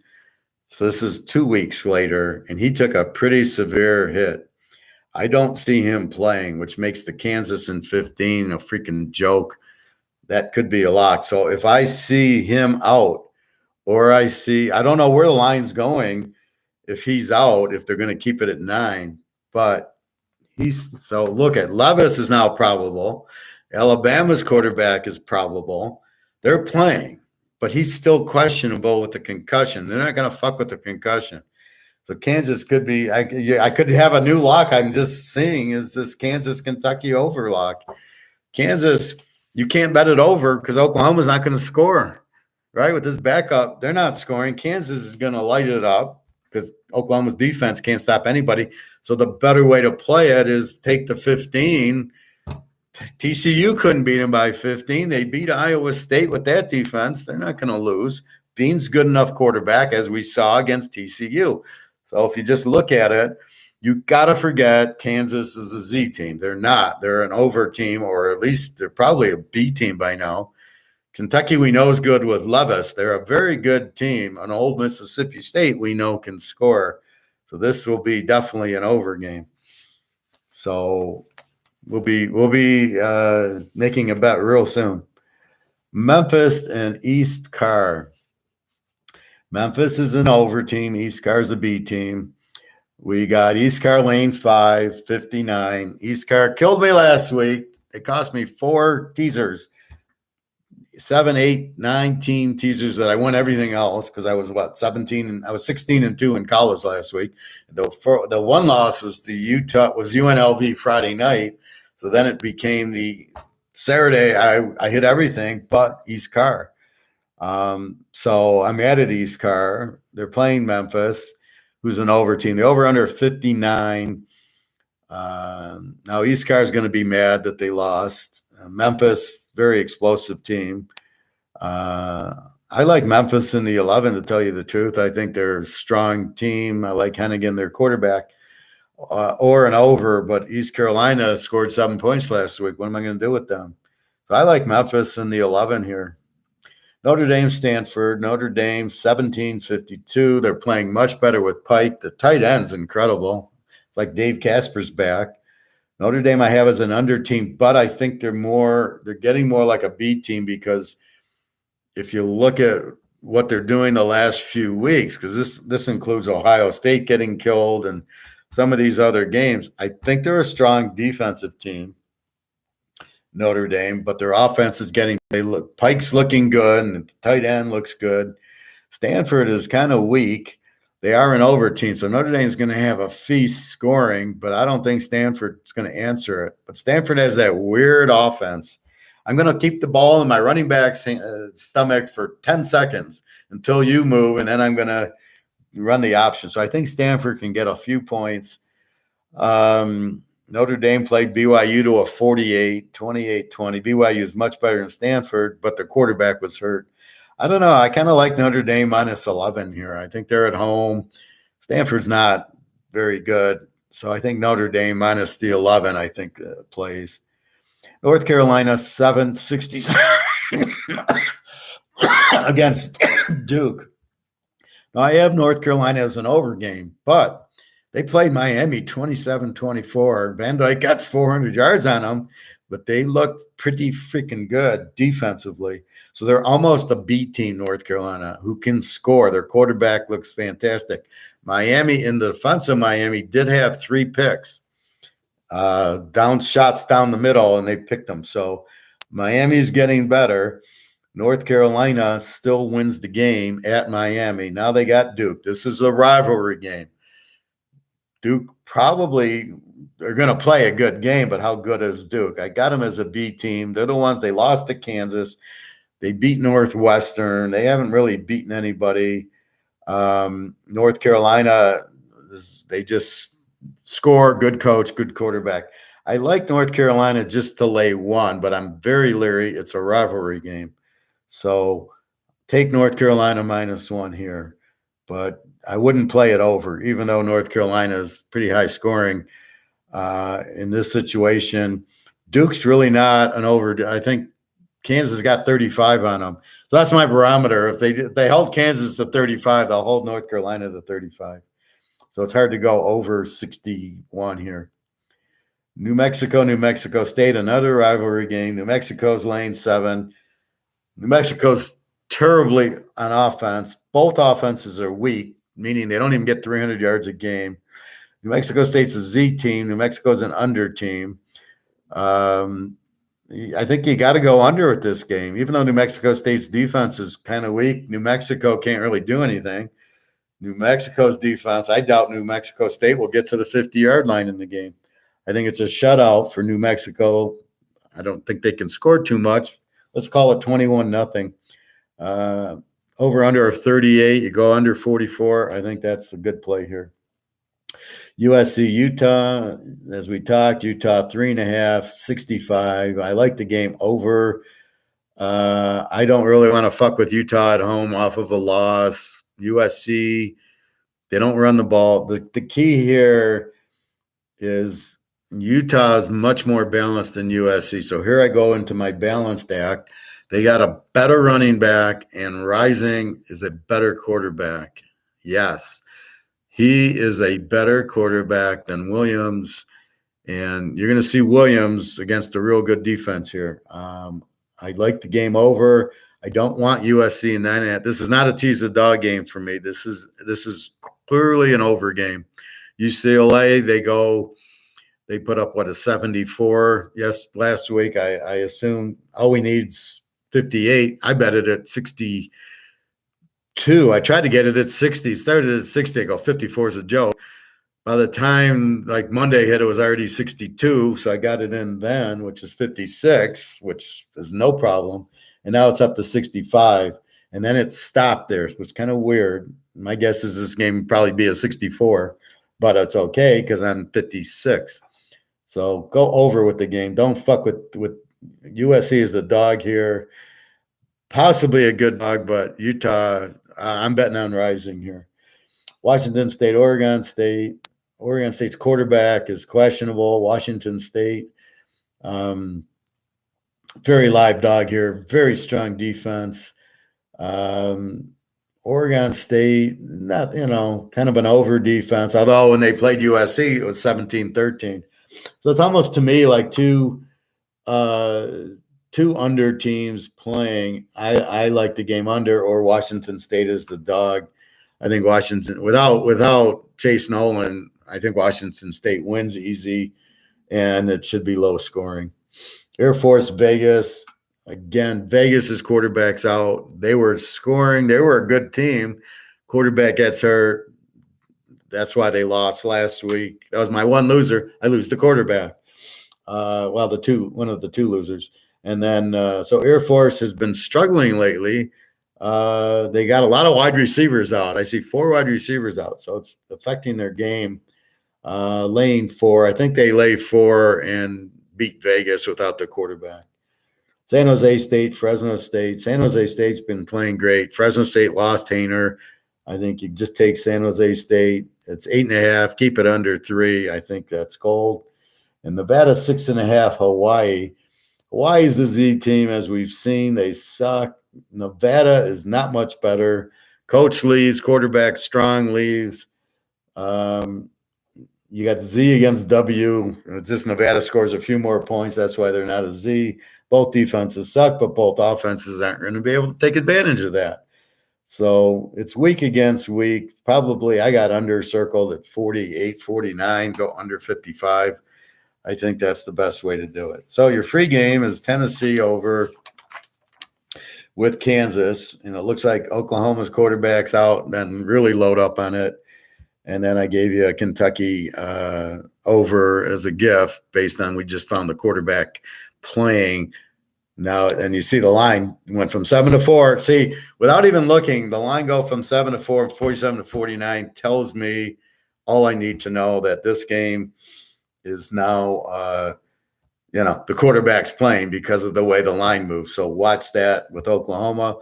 Watch it with, we already know Alabama's quarterback's playing. We know Arkansas's quarterback's playing. We don't know about Oregon State's quarterback, but I think that's already set. So when you see an injury and you don't know if he's playing, just watch the line. It'll tell you. This line told me he's playing, dropping from 7 to 4. There wasn't betting on it. It was anticipation of the betting. So sort of like hyperinflation is you're anticipating the inflation. So you're running out to buy things before the prices go up, and here you're running to buy it before the line. They're moving the line before the betting takes advantage of the new news.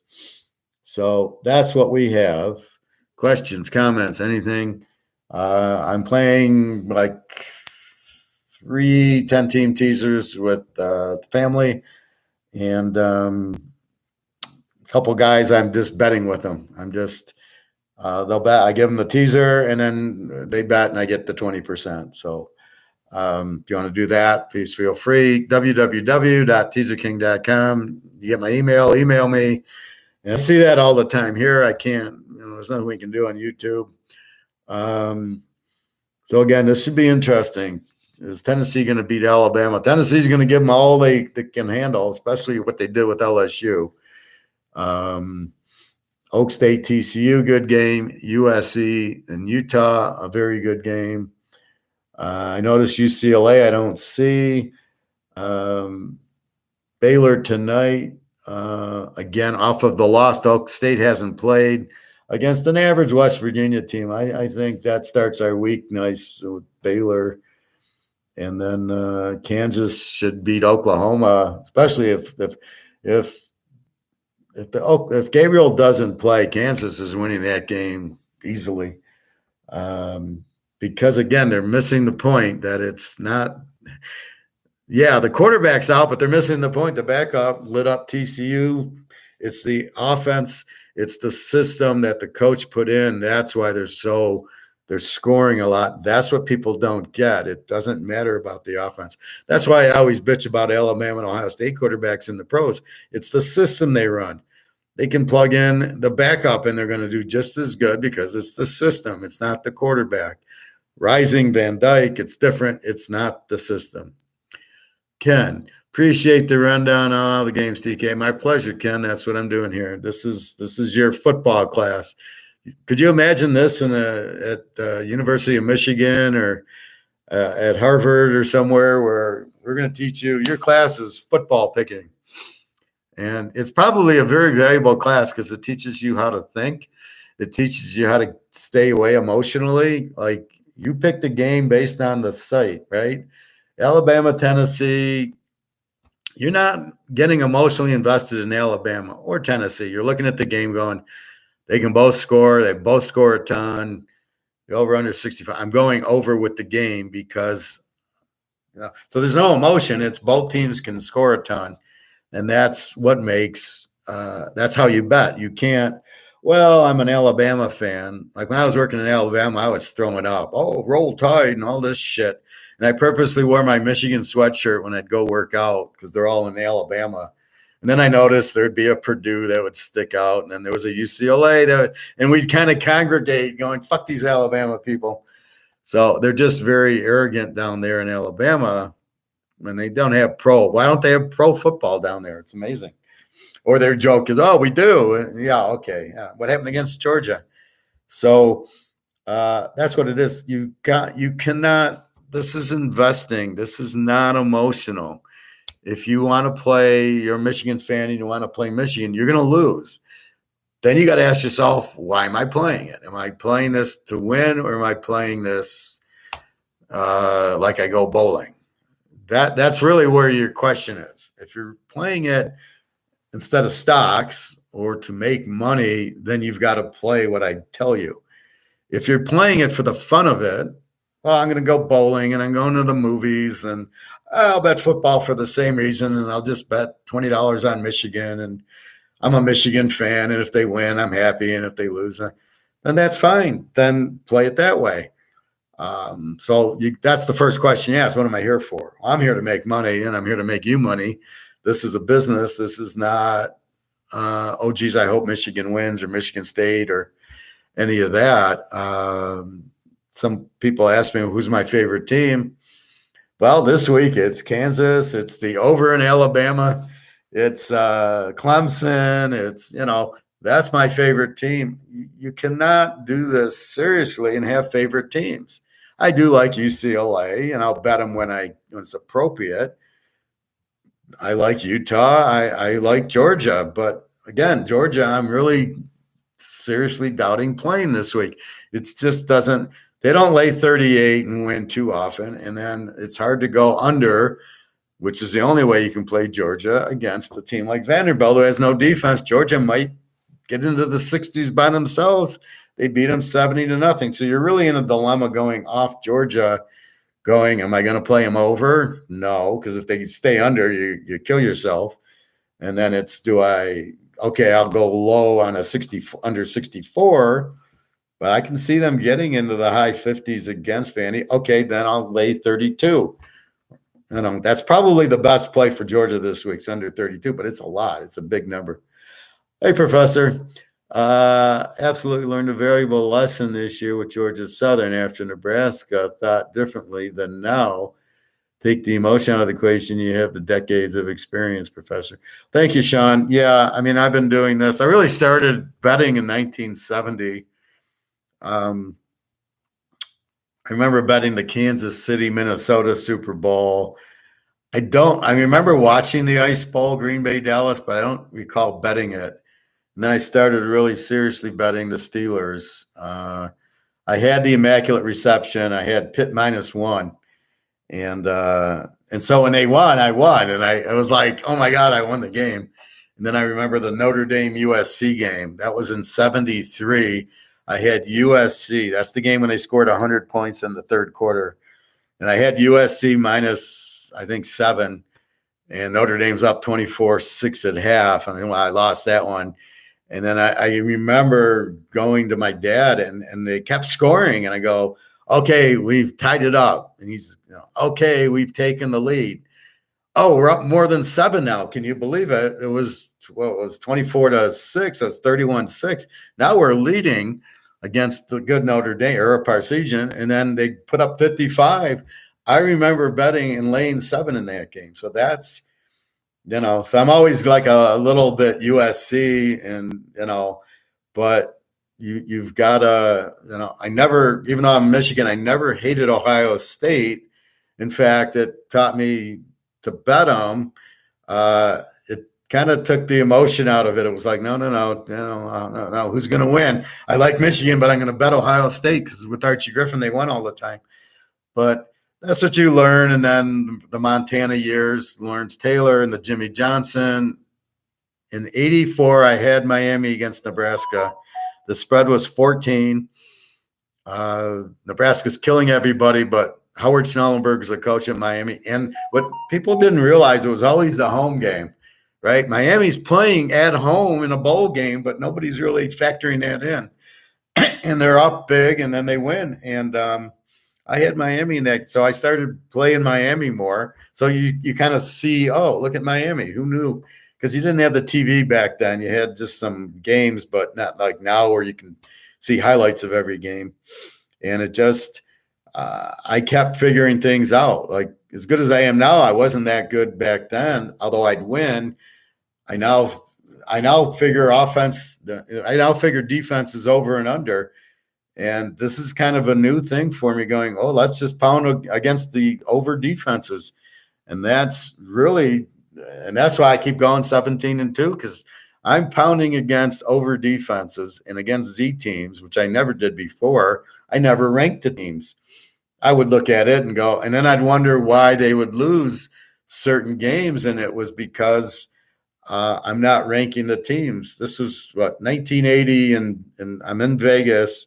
Boomer Esiason against the Eagles, and the Eagles were pretty good. And I took Philly was -7, and I'm winning everything else. And it comes down to this game. Boomer Esiason, Philly's -1. They're up, and they're up 6. And at the end of the game, and then Cincinnati wins. This is probably their Super Bowl year or whatever. And or no, because Boomer Esiason never was in the Super Bowl, but Cincinnati wins at the end, like 21-20. And it really pissed me off. I said, how the fuck did I miss this? Why didn't I pay more attention to Cincinnati? Had I ranked them, I probably would have teased the dog in the game. But it was just more or less Philadelphia. They're at home. They're laying 7. I'll lay 1. It was more like that way back then. Now that's why I look in the pros going, I'll play the game over, because I don't know. Both teams are pretty even, or I tease the dog. And that's where that came from, was getting away from getting burned on the, really Cincinnati was probably the play. They weren't that bad, and they beat Philadelphia, which now leads you to go, well, I'm going to play Philadelphia against the Z team. And that's why pros are so hard. Finding a freaking Z team now is ridiculous.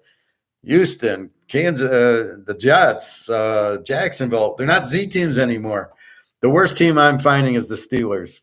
Pickett's terrible, obviously. Their defense without Watt's terrible.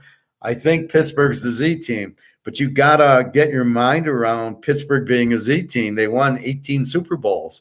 How can they be a Z team? And because they don't have a quarterback. You always get bad when you don't have a quarterback. That is always the key. When a team is really good, has some bad years. Look at Michigan. For 5-6 years, they sucked. Why? They didn't have a quarterback. That's why they sucked. Notre Dame had bad years. They didn't have a quarterback. USC's had bad years. They didn't have a quarterback. When you don't have a quarterback, you don't have a good team. That's your key to your team, or a Lawrence Taylor type on defense where he's shutting everything down. Then you can kind of live through it. But that's really where you pick everything up and realize that the key is the quarterback, the coach. And look, all of a sudden, Connecticut hires Jim Moore Jr. All of a sudden, they've won 3 games, or 2, and played the third one pretty good. So all of a sudden, they changed quarterbacks. Connecticut's not a Z team anymore. But UMass is, and New Mexico State is. So you still have it. But that's what you want to find. You want to, like, I got Buffalo over UMass this week because UMass sucks. And Buffalo's only laying 17, which means 11, and they're pretty explosive. They should have no problem winning by 11 in this game. So I'm attacking the weak team. That's the newer stuff that I've learned the last 5 years before I probably did it, but now I really know they're a Z team, and that I'm looking at the numbers a little bit more meaningful. I'm not doing formulas. You can't do formulas. People that do the formulas and these analytics are just bullshitting you. You cannot use analytics to bet sports. You can't use analytics to coach sports. I think what you have is the coach going, what does the analytics say? Oh, I'm supposed to go for 2. Oh, it's 4th and 2. I'm supposed to go for it. They're not coaching. They're freaking idiots. They're just saying, well, what does the card say? Well, who says the analytics is correct? It's bullshit. Believe me, I know. I've been watching this my whole life. You can't analytics. You never go on 4th down unless you got the ball at their 40 and it's 4th and 1 and the game's tied maybe. I don't even know if you go for it then. Only if you're down and it's the end of the game and then you must go for it. But any other time, you punt the ball deep. First of all, my team's going to have a good defense. You punt the ball deep, you pin them inside the 10, and you play your defense. That's the strategy of the game. That's Bo Schembechler, Woody Hayes. We're punting you inside the 10, and good luck getting a first down on my defense. That's what you try to do is you get the defense. But these teams are so stupid. Look at the Lions. They have no defense, right? They give up 35 a game. They go for it because they know their defense won't hold them. Well, why don't you have a defense? They could have drafted 2 Georgia defensive players at the end of the first round. They trade the 2 for the 10th pick to draft a wide receiver from Alabama with a broken fibula, tibula, or the ACL. He'll never play. He's out all this year. He'll be out all next year. In the meantime, you could have had 2 Georgia defensive players who probably be all pro because everybody on Georgia was. And you'd probably be much, much better because you'd be winning because your defense wouldn't be as shitty. And to keep going for it on 4th down is just absolutely a joke. So the analytics really doesn't work, but the coaches are so bad, they don't really know what they're doing. So they're just going, oh, I should go for 2. I should go for 4th and 3 at my own 20. No, I'm going to go for it. What the fuck kind of coach is that? So I don't buy that. I think it's really stupid. Anyway, so you get your little surprises. I think Lou Lafayette beat Marshall yesterday. Is that a surprise? I don't know. Lou Lafayette lost to Lou Monroe in the rivalry game. So you think Lou Lafayette's bad, but then they beat Marshall, who's a good team. So it really like that. That's why I kind of stay away from those games. I didn't play the game last night. But Baylor, I think, is much better quarterback, much better team than West Virginia. And you're only laying 3. Or Clemson, Florida State, Mississippi State, Kentucky's 2 good teams. With the quarterback, they should score. So that's what you're looking at. And then you get to like a Maryland, Indiana, and you really don't know. And those are the ones you want to stay away from. I'm not sure. Maryland, quarterback's okay. Indy, I don't even know what kind of team they are. They played Michigan 10-10, and then Michigan got them. Even Michigan, Penn State, I still am searching for them.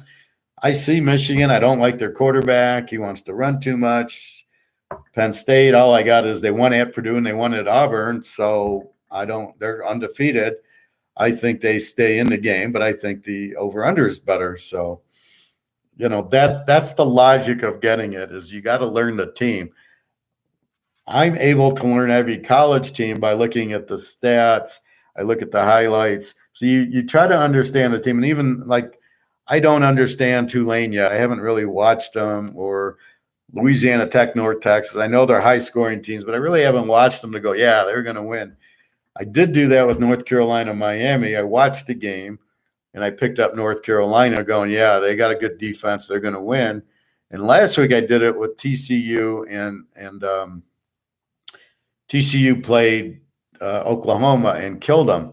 And as soon as I saw that, I go, fuck, this TCU team's really good. So once I saw them, and they were playing Kansas, who I've already seen and know they're explosive, that made that a lock over, right? As soon as I saw how strong TCU was to do that to Oklahoma, that made it a lock over. A 10-3 halftime score was like just shocking, but it ended up 38, 31, 69. We're over 61, and it got there.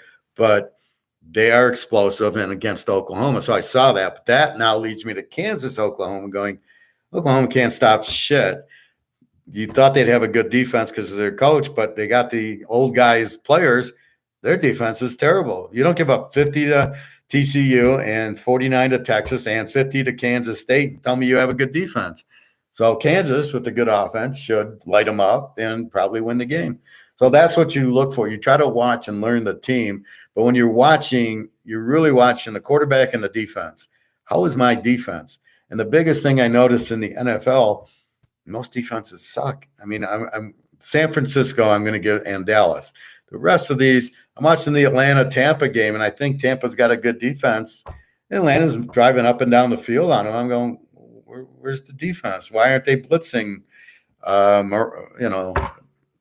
Moriarty stinks, or not Moriarty, but Mariota. He's not a good quarterback, and they're making him look good. So Atlanta's playing well because Mariota's playing better. Their offensive scheme is obviously fitting him. So they're not this terrible team. And then you start looking at the points and you realize they're scoring in the mid-20s, although that's what got me in trouble with Jacksonville, who I thought was scoring in the 25s, puts up a big 6 against Houston. And Lawrence still throwing interceptions in the end zone and 5 fumbles against Philly. So you're getting Lawrence sucks, which we know, but why are they getting 25 a game?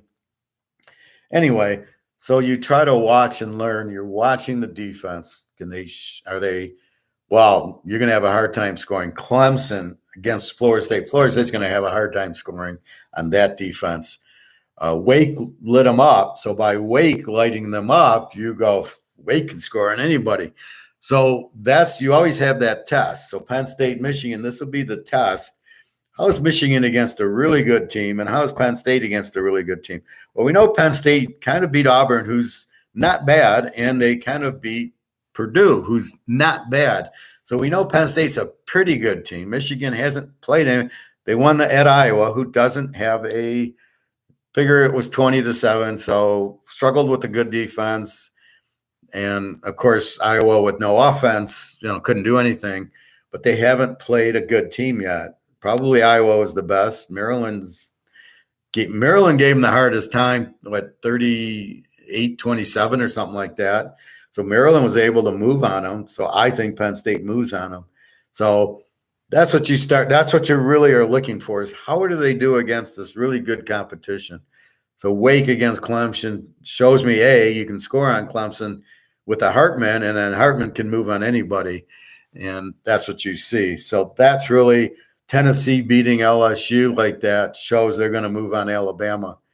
Not a problem. That makes me go over with the game. USC and Utah, nobody stopped. Well, Oregon State stopped USC, put up 30 on Washington State. So USC, it's kind of like a little gimmicky.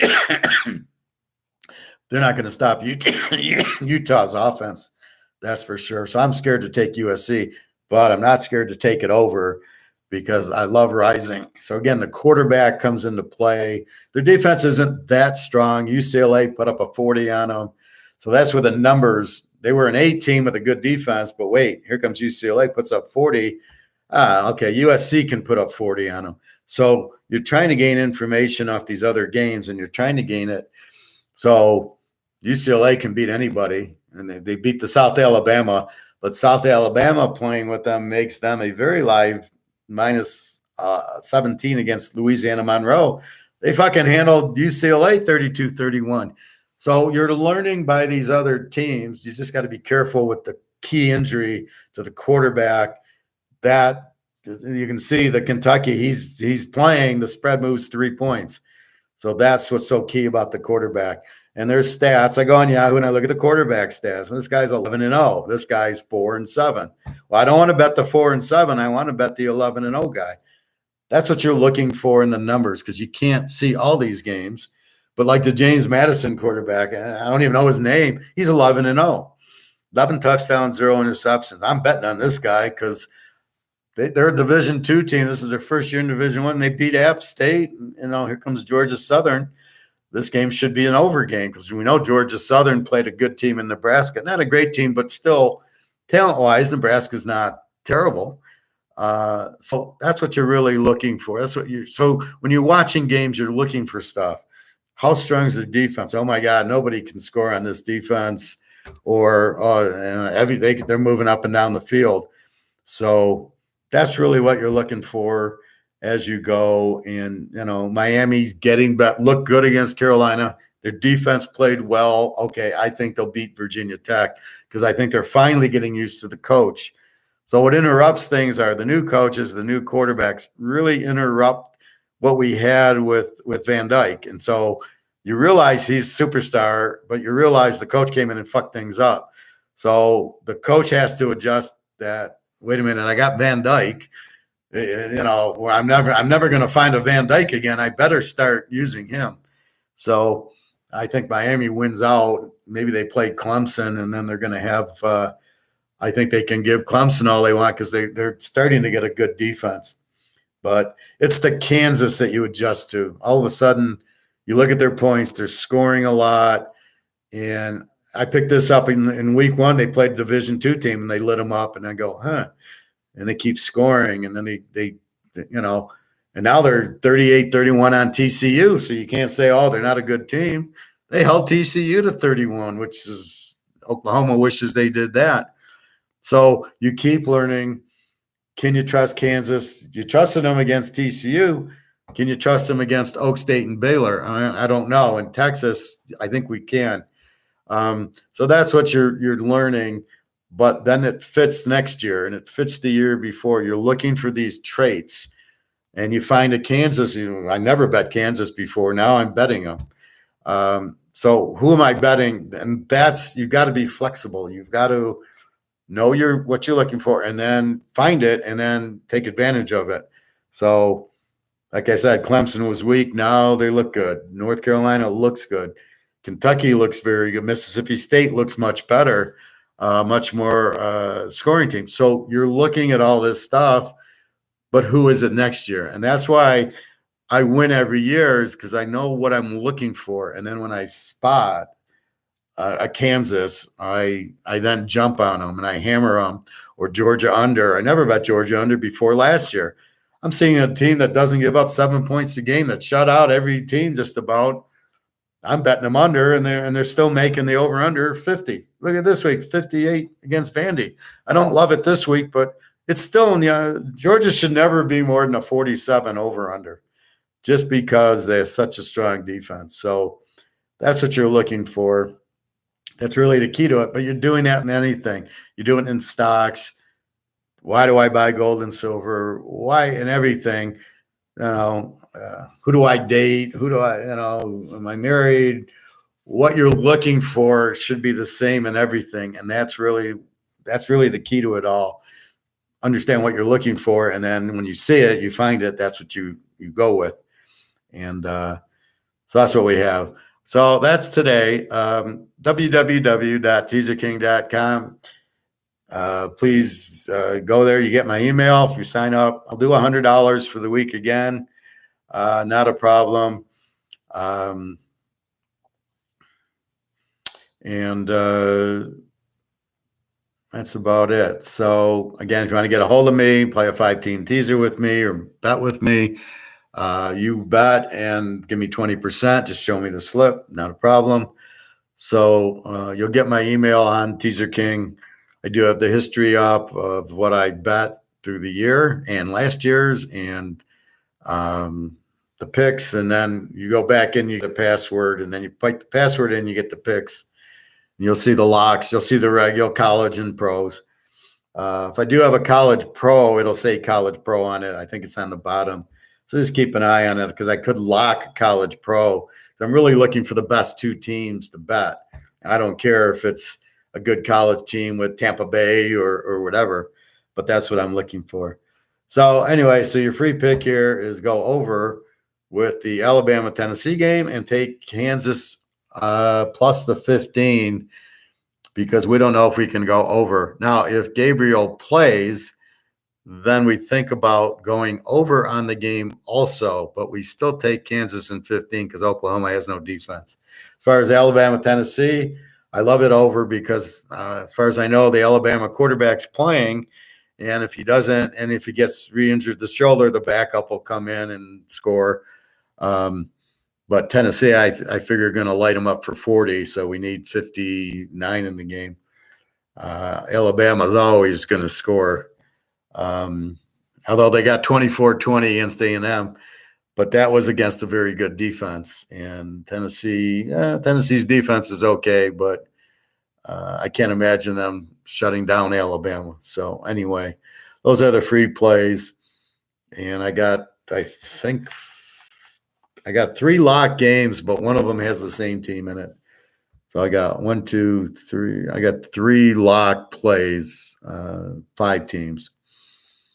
Anyway, good luck. If you need me, I'll be on tomorrow morning. We'll do pros.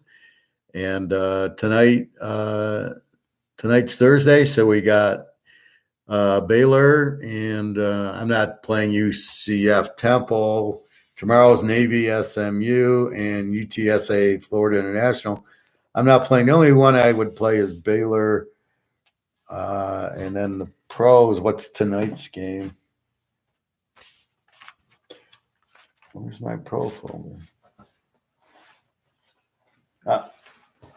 One sec. So in the pros tonight, we've got Washington and Chicago, a real sterling game. See, again, so you try to figure that game out, right? If I look at it, I see Chicago's an under team. They don't score. Field stinks. Their defense, I don't know how good it is. Minnesota put up 27 or 29 on them. Washington's terrible. Wentz, we know, is a terrible quarterback. So we got 2 terrible quarterbacks in the game. So you probably get turnovers. They have a weak defense, Washington. They're an over defense. Chicago's got a weak offense, so they're not really going to take it. I got Chicago laying 1. The only way I could possibly play this game's under. The over-under is 38. I don't know. Maybe Washington in 7. Do you trust Wentz? No. Do you trust Fields? No. So this is the problem in the NFL. You have much better quarterbacks in college. But again, Chicago, somehow they put up 22 on Minnesota. So if you look at that, but Minnesota's not as strong defensively as you think. So Washington, they're kind of weak, kind of a weak offense. You don't know what to do with the game. I think the Bears win, and I think it's an under. But I don't think I'm betting it because there's too much risk. I don't want to bet. I want to bet to win, and I don't know that I can win. I think the only way I can win in this game is if Washington goes favorite, I can take the Bears or take the game under 38-44. I think I can win that way because I think I don't think Fields and Wentz can score a lot of points, although they scored 20. They beat Houston 23-20 at home, and they put up 22 on Minnesota. So let's say they get 20. So will Washington, or do I then take the Bears in 5? Not enough information for me, and I'm not going to trust Fields. So I don't know what to do with this game right now. It's probably, if it was a Sunday game, I probably wouldn't be playing it. Or at best, it's an under. Under 44 is 24-20, which is not a lot of points, but unless you want to go over 32. But maybe that's the best. I don't know. They're so weak, and so there's so much confusion of what the team is that you really can't get like North Carolina. Is a high scoring team, right? Kansas is a high scoring team. I don't know what these teams are. Neither of them score. Washington's got the weaker defense. So Washington's the W team. It means they'll score 20 and give up 30. And the Bears are an under team. It means they score 19 and give up 19. So you've got where I don't think Washington scores and the Bears can score enough. The Bears should win if we look at the defense. So if we break it into who's got the worst defense, Washington, the Bears should move the ball better than Washington and Wentz. And I would say the Bears win. So if the Bears are laying 1, I think the Bears in 5 is probably the only play you can make here. I don't know. You can go under. The Bears could put up 20. You could get over 44. I mean, who knows? With all the phony pass interference calls and all the bullshit that goes on in the NFL, it's getting ridiculous. So I guess that's the only play is Chicago in 5, as I think about it. So you try to look for play against the weaker defense, which is Washington's here. So anyway, that's it. So good luck if you play that one. I'll have pros tomorrow, and I've already locked. I've already got a pro lock. Who's my pro lock? I think I got a college pro lock. There's 3 other games I might lock in the pros. I have to see. After watching some of the highlights, I think I got some more picks. Anyway, have a nice day. Thank you for attending class. Questions, comments, feel free. That's why I do a live show. I want the interaction. I don't understand. I like this team. I want, or as Sean said, good job. So anyway, that's what we're looking at. You're looking for the reason, why am I betting? Why am I betting football? Why am I picking Kansas over Oklahoma? Oh, because Oklahoma has no defense. Kansas has good offense. That's a good reason I'm making the bet. That's what you're looking for. So that's what I'm trying to teach. You're welcome, Sean. Agree with you on the Titanic crap.